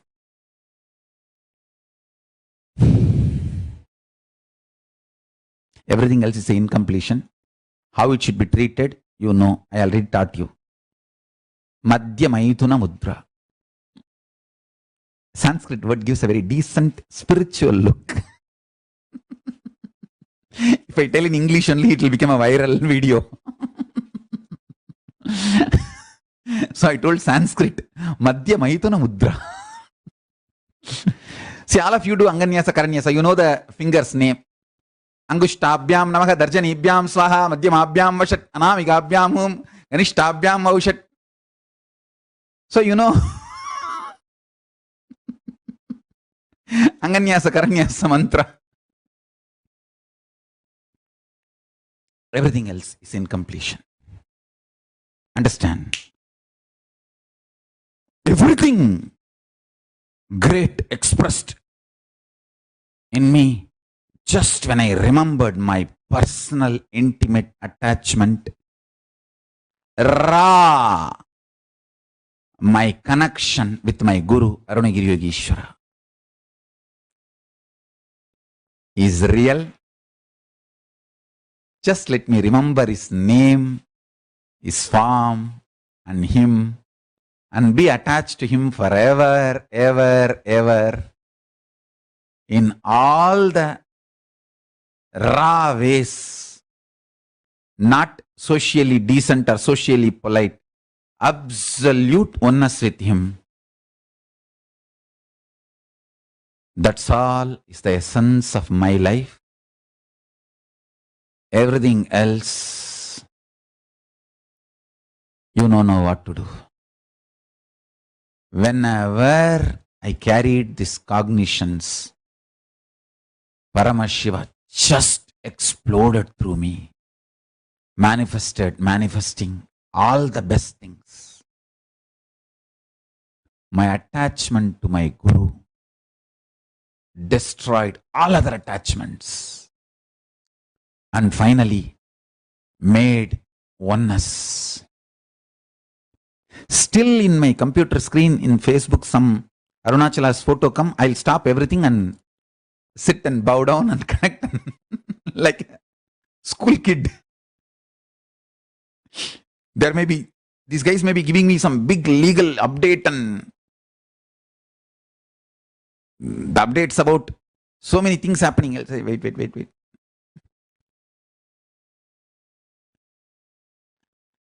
That is the essence and juice of my life. My attachment to my Guru, Arunagiri Yogeshwara. If I look, what is the essence of my life? My personal attachment to my Guru. That's all. All the best things in my life I received only from that. I don't even want to use the word Guru Bhakti. That looks too big and Vedanti. I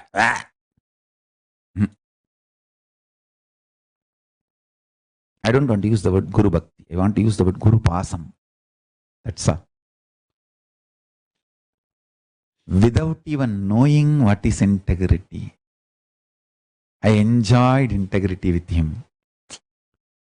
Without even knowing what is responsibility, I enjoyed responsibility for him. Without even knowing what is enriching, I was enriching about him to the world. Without even knowing what is Brahman, I had Brahman Jnana from him. Before even knowing the word Brahman, he gave me Brahman Jnana. Actually, I learnt the words much later. Words I learnt only to cross-verify and to tell you all. I don't know how many of you know. In Tiruvannamalai, for the Arunagiri Yogeshwara's Jiva Samadhi, the Stapati carved my deity little bigger than that Arunagiri Yogeshwara's deity. I said, no, it will not be installed. I rejected my deity. It was perfect, but I rejected. No, make smaller than Arunagiri Yogeshwara. Actually, I was not building the Arunagiri Yogeshwara's Jiva Samadhi inside our Adinam because I didn't want a second Jiva Samadhi. Then finally now I am forced to build because I wanted to see that always through web camera, to have darshan. Inside the temple they may not allow. That is the reason I built it. So I can keep a web camera and continuously have darshan.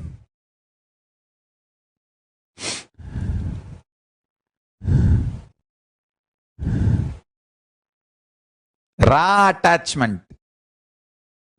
Pasa as per Agama, not Bhakti as per Vedanta. I am not interested in that. I am interested in raw attachment with my Guru and raw obedience. I don't need a logic. I don't need to be convinced to obey my Guru. I just know he is real and I am attached to him. I am committed to him. I will do it. That's all. Too simple. And life is too easy, too beautiful.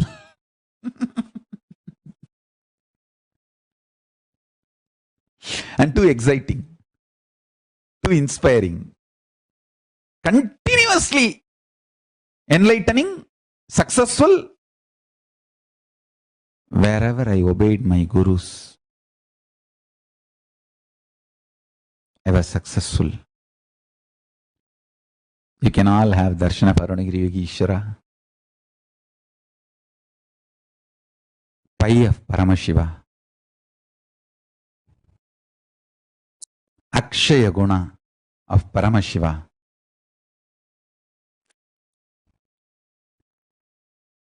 Carrying which you will become Paramashiva is this powerful cognitions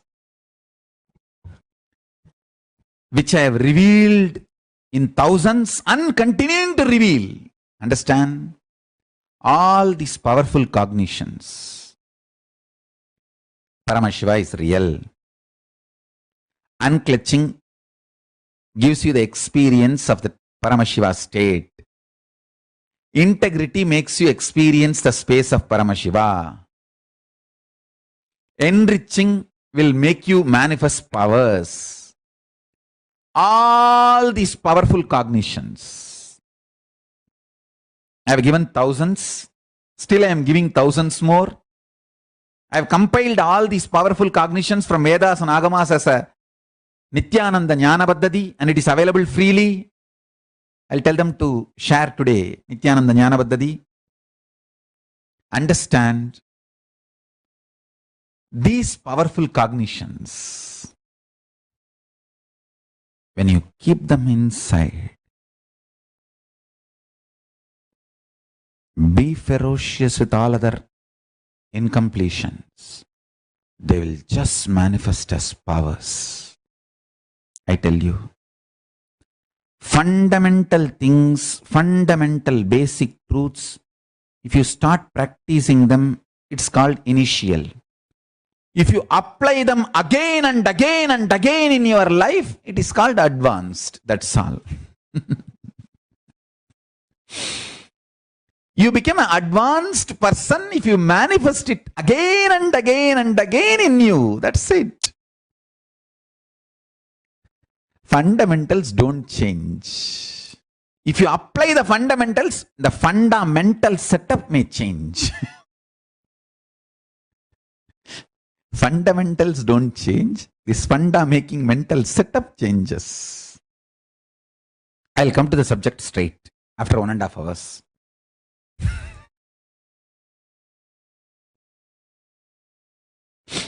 Listen.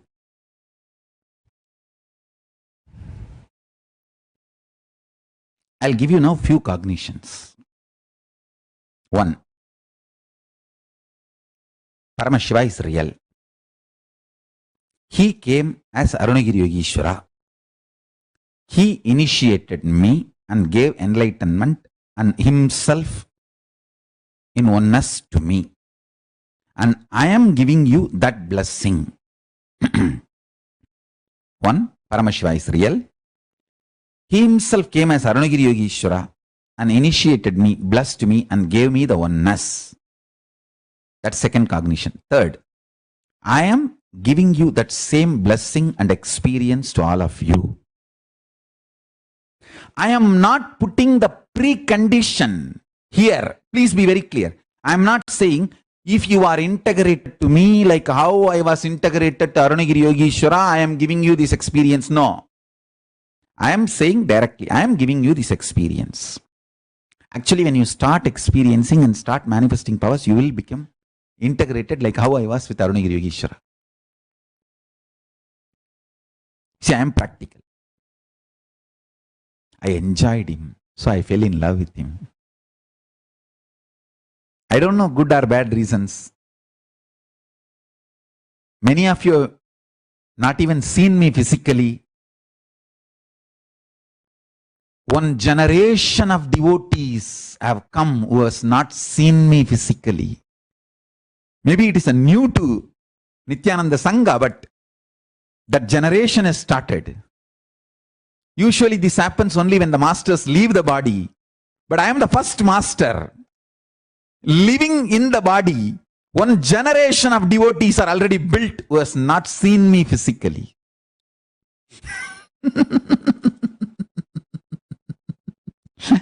And not devotees, one generation of Adinavasis, Kailasa who have given their life, who have taken sannyas, never seen me physically. A batch of Gurukul kids, Balasans, who have given their whole life to me, who has not seen me physically.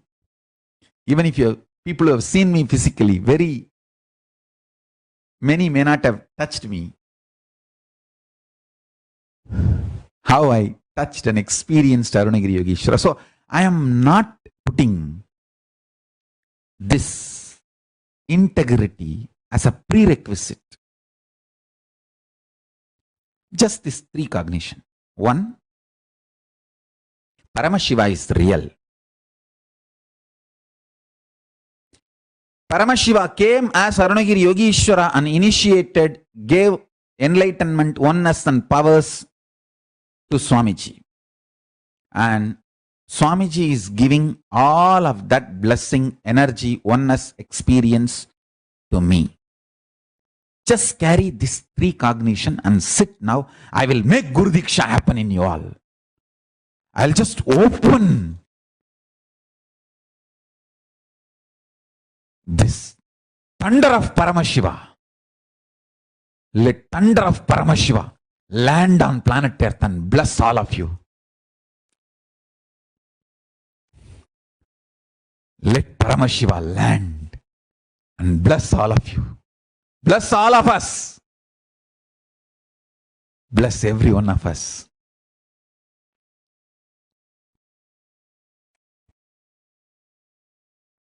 Just this three simple cognition. I'll repeat. Paramashiva is real. He himself came as Arunagiri Yogeshwara and gave oneness and experience himself to Swamiji. And Swamiji is giving that to me now. See, I am telling you, I am giving. I am not putting any condition. I am giving. Just sit with these three cognitions inside you. All the incompletions which is coming, which is not ready to accept these three cognitions, you know what to do. Madhya, Maithuna, Mudra. Let those incompletions be ferociously dealt. They are not going to give you any life. So kick them out. Kick them out of your life before they kick you out from Guru's space. Kick your patterns out before they kick you out of Kailasa. Understand? Just sit with these three cognitions. Pen down these three cognitions. And any thought currents which is not allowing you to accept these three cognitions, pen down. I'll give you a few minutes so that you are very clear inside you. And you can hold the pie of Paramashiva inside and let all the patterns be given the Madhya Maithuna Mudra.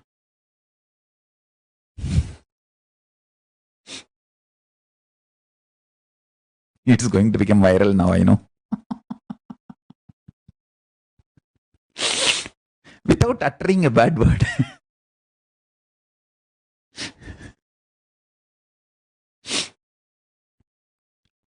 Throw away, deal ferociously your incompletions. So, Pick up a paper and pen. Write these 3 powerful cognitions you are supposed to hold inside you. 1. Paramashiva is real. 2nd, Paramashiva himself came as Arunagiri Yogishwara and gave himself to Swamiji, giving his state, space, powers, being, superconsciousness, oneness himself to Swamiji. And Swamiji is giving that to me now. Just these 3 cognitions, pen down, 1, 2, 3. And then if you have any thought currents, incompletions, which is not allowing that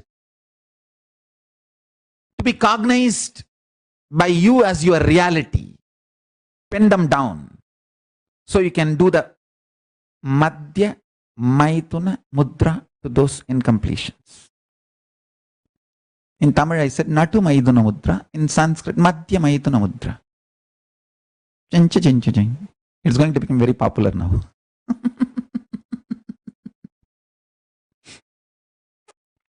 You can do that to all those incompletions. Take few minutes, pen down. Then I'll start the Guru Diksha. I'll make sure today Paramashiva lands on all of us and blesses all of us and creates Kailasas all around the world, celebrates the whole existence.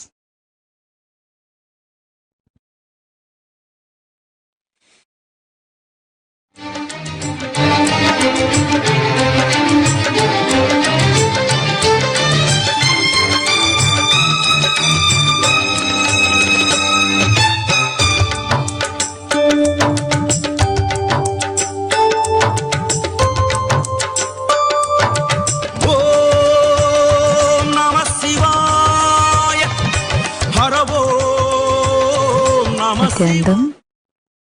Now, as all of us are preparing to receive the best Diksha, the most auspicious initiation on this auspicious day of Guru Purnima, let us all take a few minutes and say our S to receive this initiation. All those who are ready, waiting to receive this initiation on this auspicious day, we kindly request you to go to the link that is projected and place your comment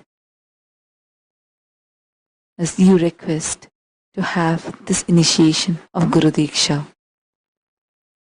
Just want to share this again. It's only upon the request of a disciple, Guru can enter your being and give you the experience of the initiation. Anybody who is interested, waiting to receive this most auspicious Diksha, the initiation of Guru Diksha, on this auspicious day of Guru Purnima, we request you to give your consent by placing your comment in the post. The link is projected on your screen now. Yes, we'll start the initiation. Please sit straight. Just declare to the cosmos with your whole being. Declare to the cosmos, Paramashiva is real. Means universal existence is intelligence. Intelligent, alive universe is what I call Paramashiva. Paramashiva is real. And he himself came as Arunagiri Yogishwara and gave himself to Swamiji.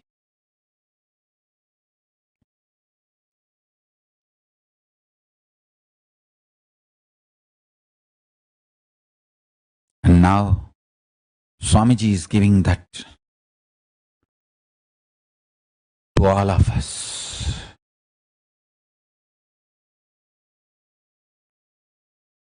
Let Paramashiva land on all of us and express state, space, powers, being and superconsciousness and explode.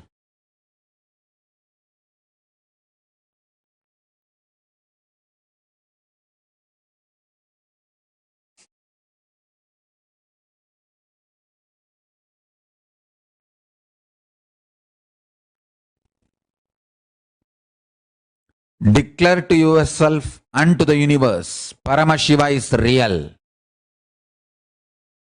Paramashiva is manifesting here as my Guru Nithyananda Paramashivam and manifesting himself in all of us, in each one of you. Hold this powerful cognition. Sit.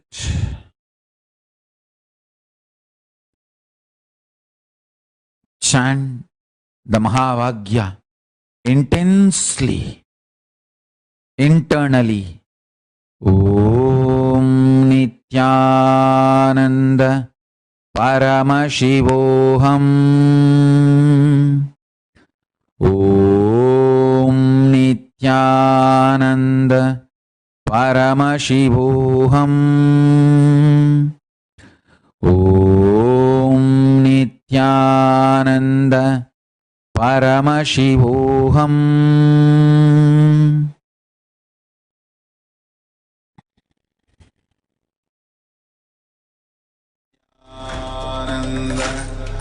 Paramashivoham. Om Nithyananda Paramashivoham. Om Nithyananda Paramashivoham. Om Nithyananda Paramashivoham.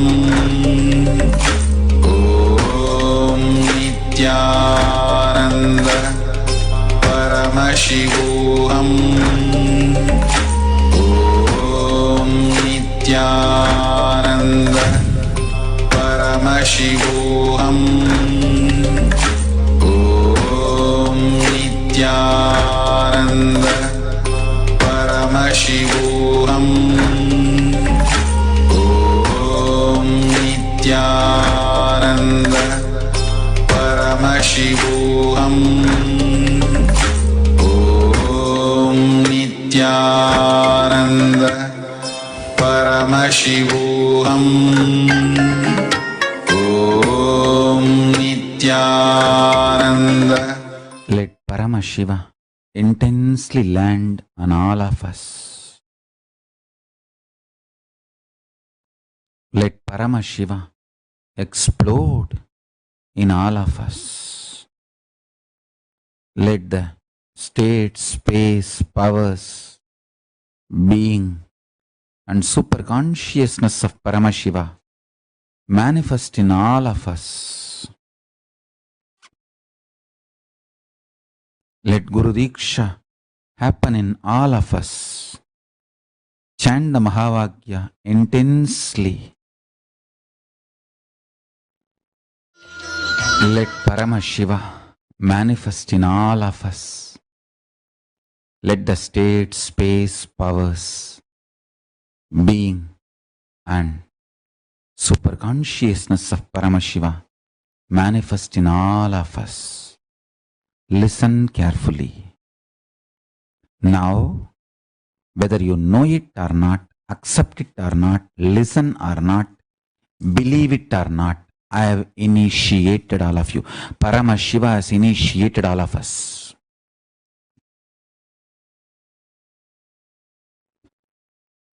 Just carry from today this simple three cognition. Paramashiva is real. He himself came as Arunagiri Yogeshwara and gave himself to Swamiji. And Swamiji is directly giving himself to me. Just these three, that's all. And I tell you, to remind yourself about these three powerful cognitions. Just to remind you about these three powerful cognitions. Day and night chant Mahavagya. Just these three powerful cognitions carry inside. Chant Mahavagya internally. Om Nithyananda Paramashivoham. From today, all of you carry these three simple, powerful cognitions inside. And I am not asking you integrity like how I had with Arunagiri Yogeshwara. You see, I am not saying only if you have an integrity with me, how I had with Arunagiri Yogeshwara, I will give you me. No, I am not saying that. I am telling, you hold this cognition, you will be showered. After that, integrity will happen automatically inside you. Because enriching is all about giving. I am here to enrich all of you. Giving, giving, giving. Automatically you will become integrated. When you start receiving from Paramashiva, automatically you will become integrated, authentic, responsible, enriching all that. Understand? All of you take this as a Guru walk. This is the Guru Diksha. Have a small Japamala like this in Rudraksha, maybe 108 beats or 54 beats. Small Rudraksha Mala. Have it in your hand 24 hours and go on be chanting with Japamala. Inside, internally, let Mahavagya roll. Externally, let the Japamala roll in your hand. Why Japamala? So that you don't fall asleep. Even when I am resting in Samadhi, the Japamala will be rolling in my hand continuously. The people who take care of me, they have watched many times. If your Japamala is rolling in your hand continuously, even while you are asleep, you are in Samadhi. You are in Ajapa Japa. From today, all my disciples, just carry a small Japamala in your hand. Just these three powerful cognitions. Paramashiva is real. He himself came and gave himself to my Guru, Swamiji, Nithyananda Paramashivam, and he is giving himself completely to me. So I am manifesting the state, space, powers, being, super consciousness of Paramashiva continuously with this cognition. Go on be repeating Mahavagya. Have this Japamala with you. I tell you, you will have everything.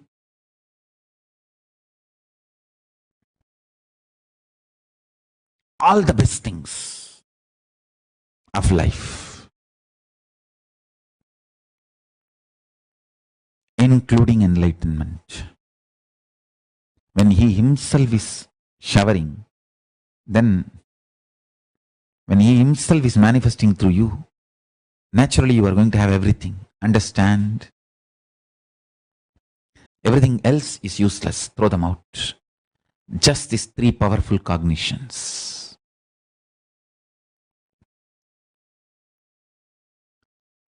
Manifest. Chant the Mahavagya 24 hours with these three powerful cognitions inside.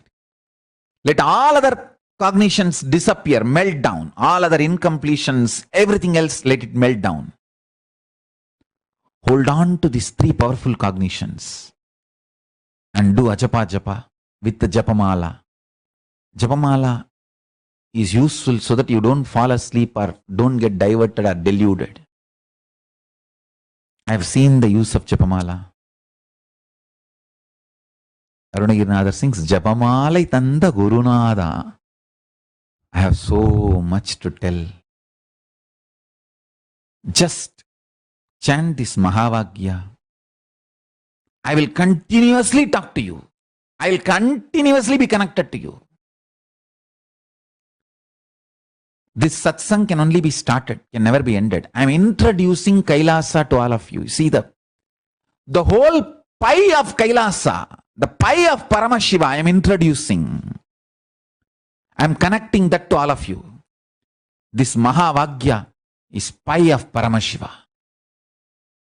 When you are chanting, holding these three powerful cognitions, you will go on be manifesting state, space, powers, enlightenment, being, superconsciousness of Paramashiva. There is so much to tell. Just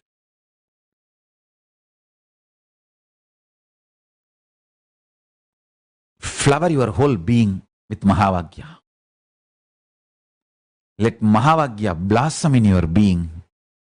So I request and recommend all my disciples, devotees, followers to have Japamala in the hand 24 hours, 24/7.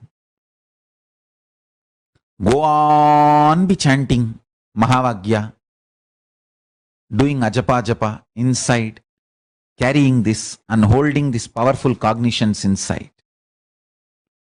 Paramashiva is real. He himself came and gave oneness to Swamiji, and Swamiji is now giving oneness to me. Over. Just these three. And go on be chanting Mahavagya 24/7 with Japamala. It can be 54 beats or 108 beats of Rudraksha.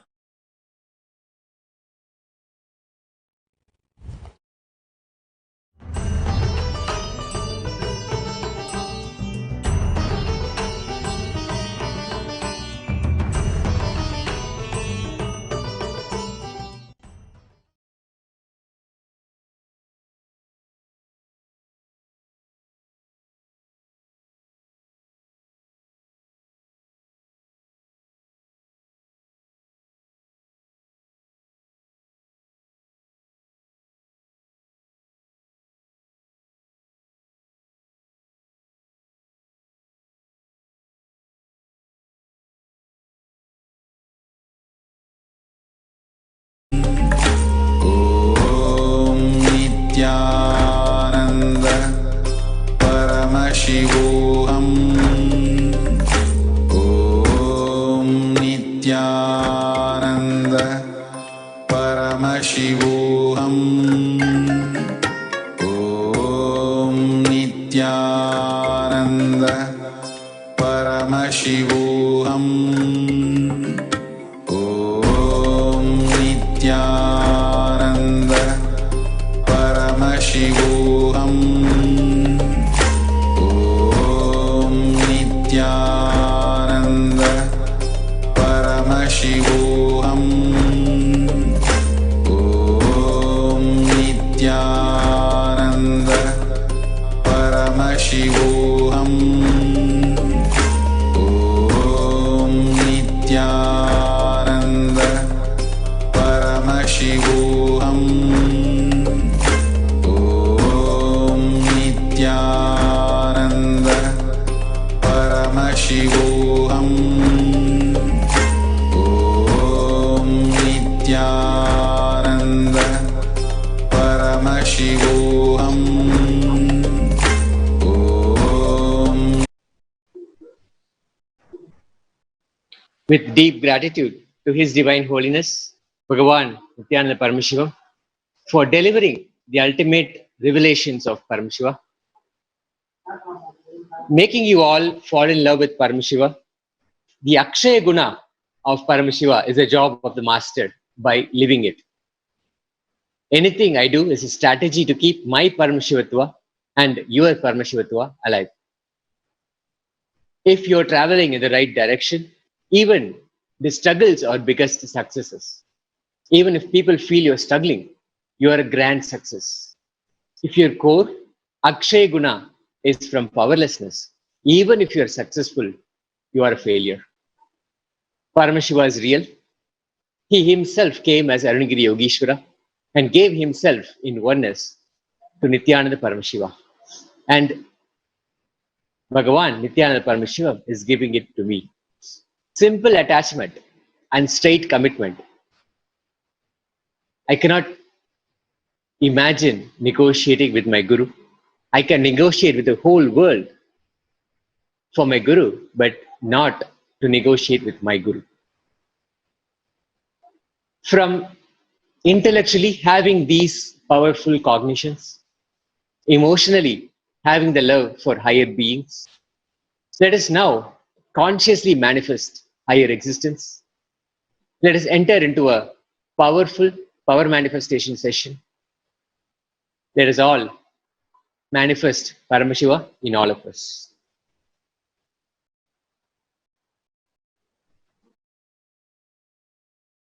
Paramashivoham.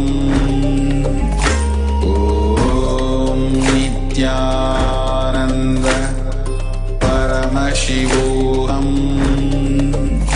Om Nithyananda Paramashivoham. Om Nithyananda Paramashivoham. Nithyananda Paramashivoham. Om Nithyananda Paramashivoham. Om Nithyananda Paramashivoham. Om Nithyananda Paramashivoham. Om Nithyananda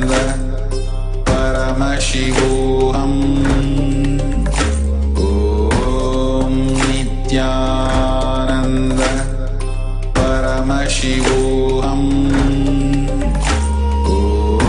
Om Nithyananda Paramashivoham. Om Nithyananda Paramashivoham. Om Nithyananda Paramashivoham. Om Nithyananda Paramashivoham. Om Nithyananda.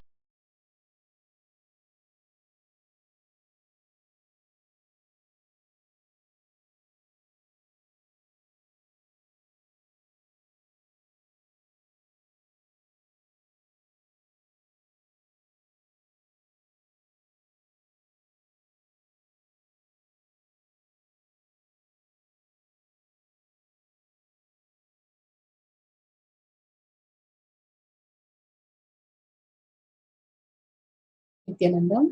Let's start the power manifestation with the Sadguru Vandanam. Let's sit straight, visualize Bhagwan, and start with the Sadguru. Nithyanandam Paramashivoham Kevalam Jnanamurtim Dvandvatitam Gagana Sadisham Tattvamasyavilaksham Ekam Nityam Nirmalamachalam Sarvadi Sakshibhutam Bhavatitam Trigunarahitam Sadgurum Tam Namami.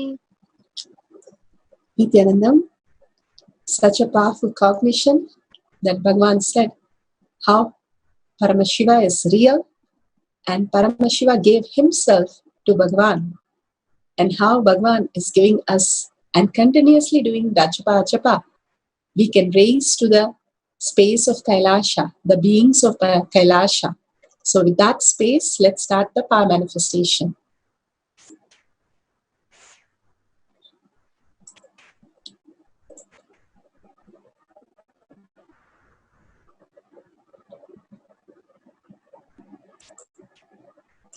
Please read the necessary security. Today we are going to do the power of levitation. If you are having any health issues, please sit and enjoy the whole space. Do not do anything. And if you're pregnant or any disability, please do not do anything. Just experience the oneness with Paramashiva. Now, let's understand what is power manifestation. power manifestation is nothing but a cognitive shift and can infuse powerfulness into any action or the state that we are in. It raises the frequency of our body and mind, the ultimate powerfulness, Turiyatita. Bhagavan beautifully says how surrendering to the ultimate, where people think surrendering is something, giving up something and it's impossible, or it's just saying, okay, we don't have to do anything. But beautifully, Bhagavan says, when you're deeply connected with the Master, you will not let your incompletion touch your inner space. What you would do, Bhagavan beautifully said, that is the greatest surrender, not letting any of our identity, the inner identity especially, not touch anywhere near the space of Paramashiva who's residing inside you. The Turiyatita, the heightened awareness and consciousness itself, can be experienced when we ferociously, continuously have this cognition and shift into the powerful space of oneness with Paramashiva.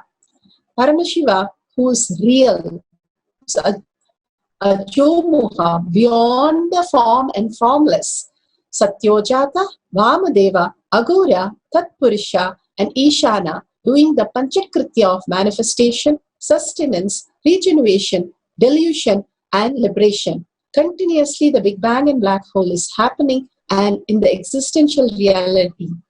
And Paramashiva, who has come down as our Guru, His Divine Holiness, Bhagavan Nithyananda Paramashivam, is a reviver of Kailasa, the ancient enlightenment civilization, the great cosmic borderless Hindu nation. His Divine Holiness, Bhagavan Nithyananda Paramashivam, is an avatar from Hinduism and is a supreme pontiff of Hinduism. His Divine Holiness, Bhagavan Nithyananda Paramashivam, has made the science of power manifestation, yoga, temple-based university for humanity. Sovereign order of Kailasa, led by His Divine Holiness Bhagavan Nithyananda Paramashivam and Nithyananda order of monks, nuns, Hindu diasporas, are working for global peace. Superconscious breakthrough to humanity. His Nithyananda University, Hindu University, world's largest with the extended campus of 150 countries, is collecting, organizing, preserving, time-capsuling, decoding, spreading, reviving 20 million source book of Hinduism and 64 arts and science of Ayurveda, science of music, science of dance, sculpting, astrology, Vastu, and many more. His Divine Holiness Bhagavan Nithyananda Paramashivam is 293rd Guru Maha Sannidhama of Shamala Pita Sarvanya Pita, ancient apex body of Hinduism, and present emperor of Suryavamsa Surangi Samrajyam. His Divine Holiness Nithyananda Paramashivam, Bhagavan Nithyananda Paramashivam, has survived the worst prosecution of multiple assassination attempts on person and character by anti-Hindu element. Bhagavan has come down and given us the science of power manifestation, which is authentic, time-tested, scientific, and foolproof. The Shastra Pramana, the Veda Agamas, which are eternal, unchangeable truth, revealed in the Hindu source scriptures. The Apta Pramanas are the Rishis, Munis, Ganas, Nayanamas, Alvars, and Siddhas, who are the authority of Hinduism, who are the scientists who time-tested and verified all these signs of power manifestation. Atma Pramanas, Atmas are the Guru, the avatars who land on the planet Earth as Gurus, who raise the superconscious, who raise the humanity into superconscious beings. His Divine Holiness Bhagavan Nithyananda Paramashivam, this millennium avatar's personal experience of each power manifestation, the leelas of the avatar playing the human role with the human mind and ferociously connecting to oneness, ferociously standing up and connecting to oneness with Paramashiva and manifesting powers. And this leela makes the beautiful space for the devotees and disciple to raise to the superconscious space, like the avatar. Here, he has initiated the millions of disciple, devotees, and followers, the Shakshi Pramanas, who are directly initiated by Bhagavan, and who experience the signs of manifestation. Bhagavan has given us many sutras for us to understand the power manifestation. Today is from Vijnana Bhairava Tantra, Sutra 82, Dharana 57.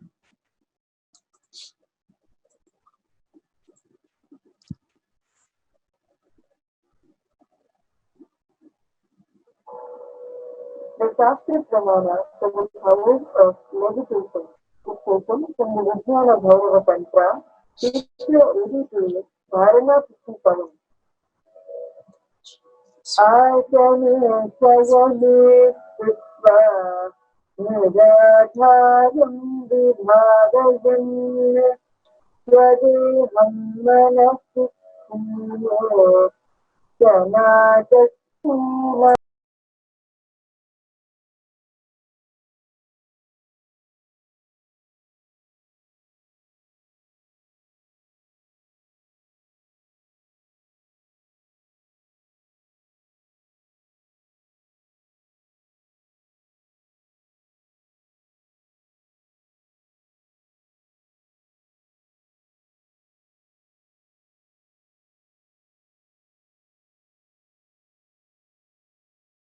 So beautiful from Vijnana Bhairava Tantra, Sutra 82, Dharana 57.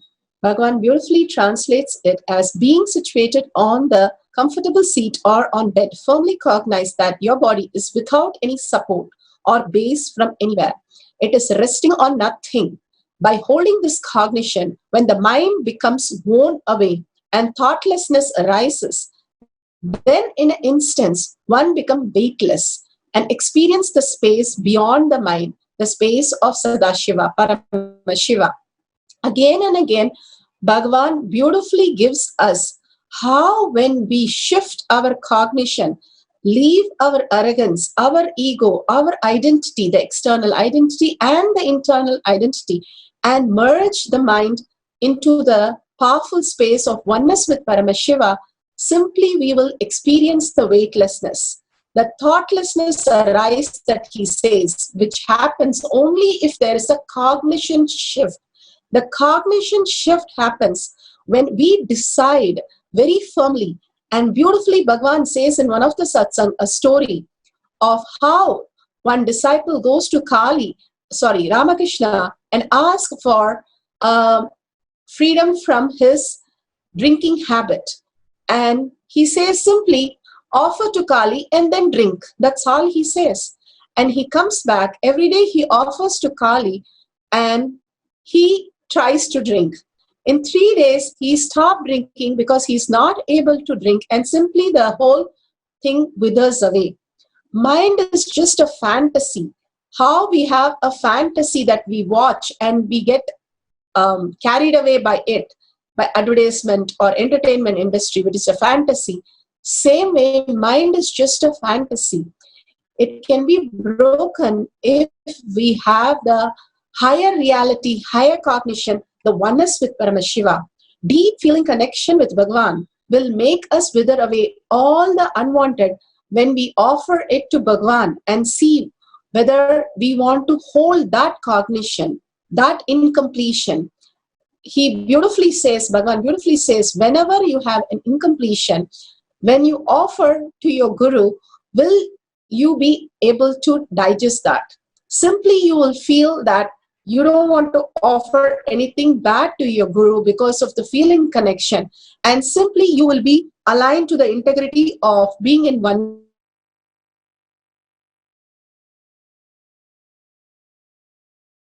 with the Guru. Again and again, and he is manifesting all your reality and raising the conscious space as your ultimate reality. That is what beautifully he says, being situated on a comfortable seat and completely resting on nothing.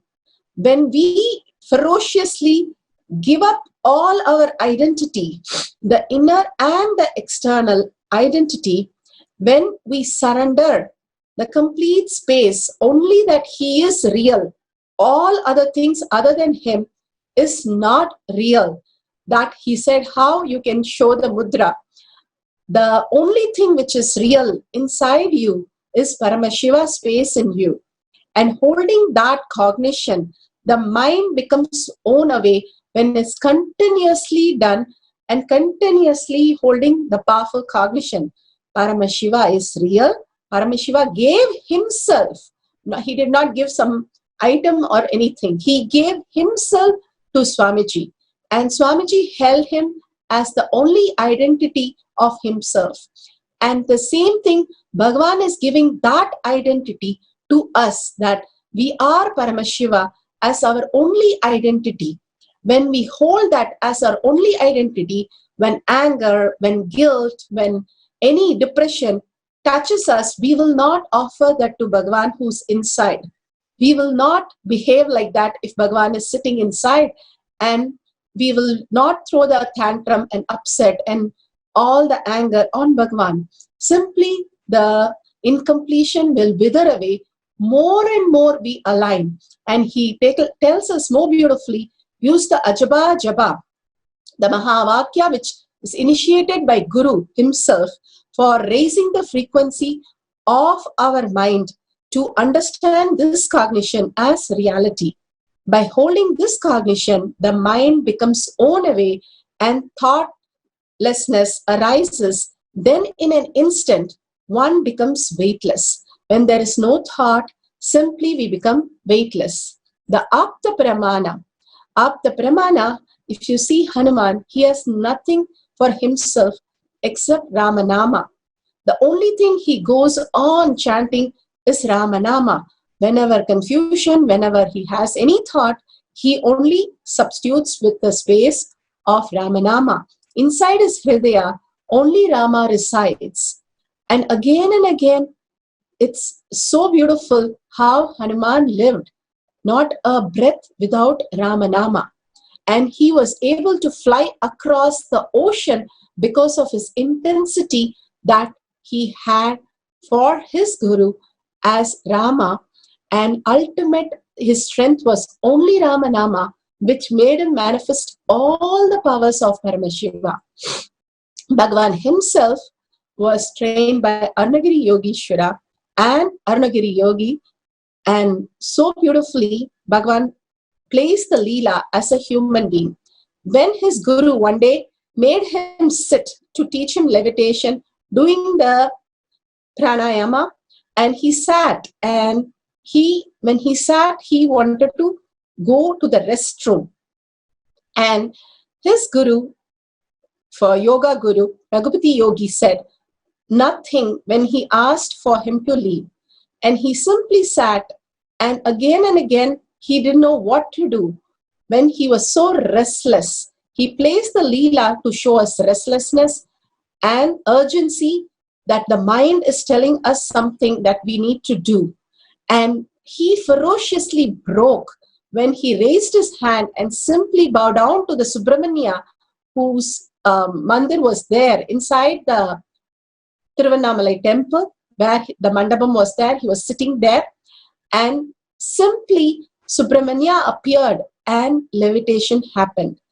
Bhagavan beautifully says this story for us to understand, even when we have the worst emergency, worst things happening to us, we can simply surrender it, that is not what we are. It's just mind created illusion. The only space which is real is Paramashiva.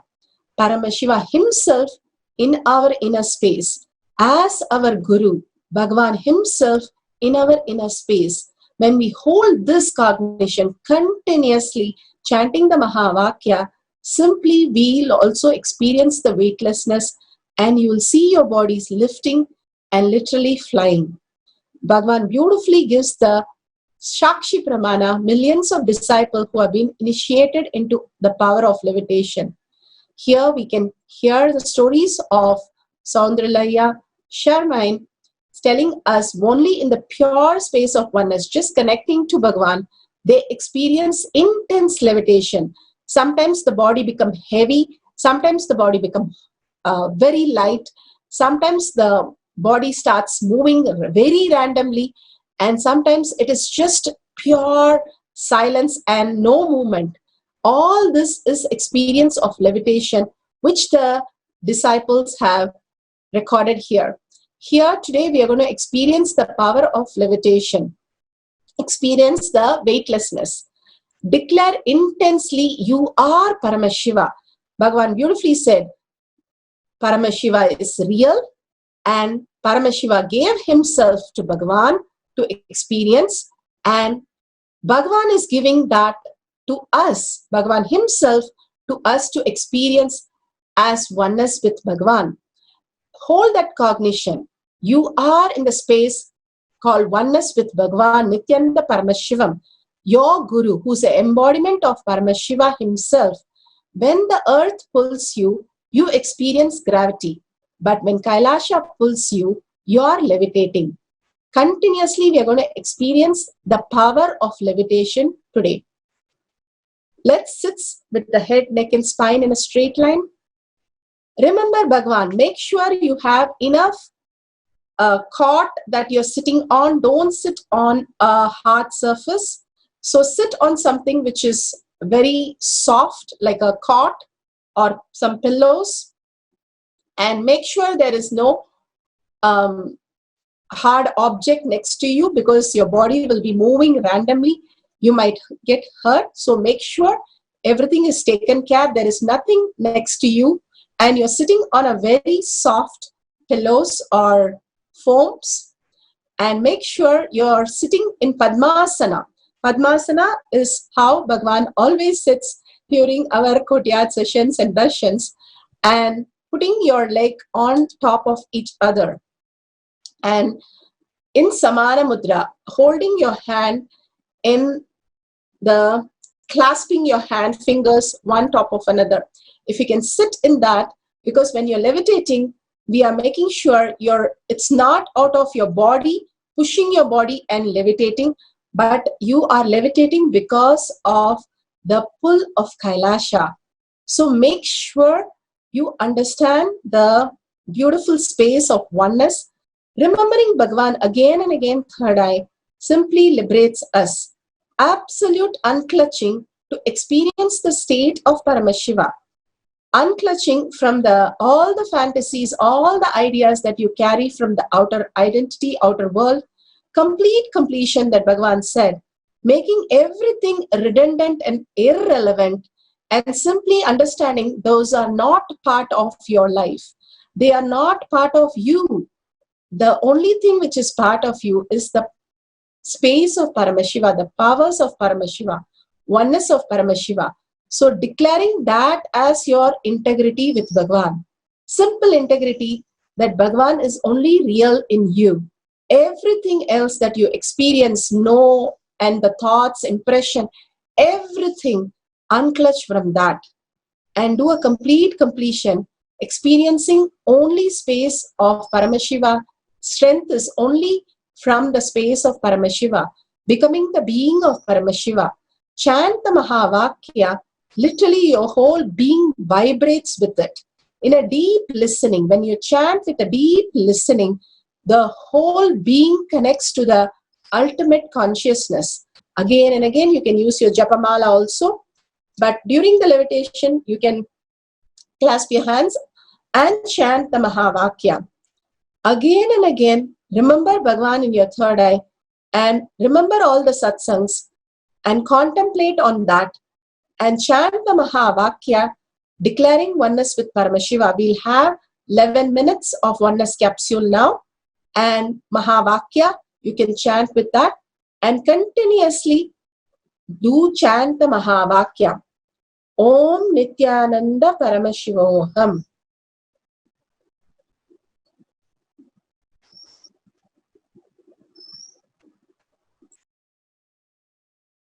Continue to chant the Mahavakya. We'll play the oneness capsule.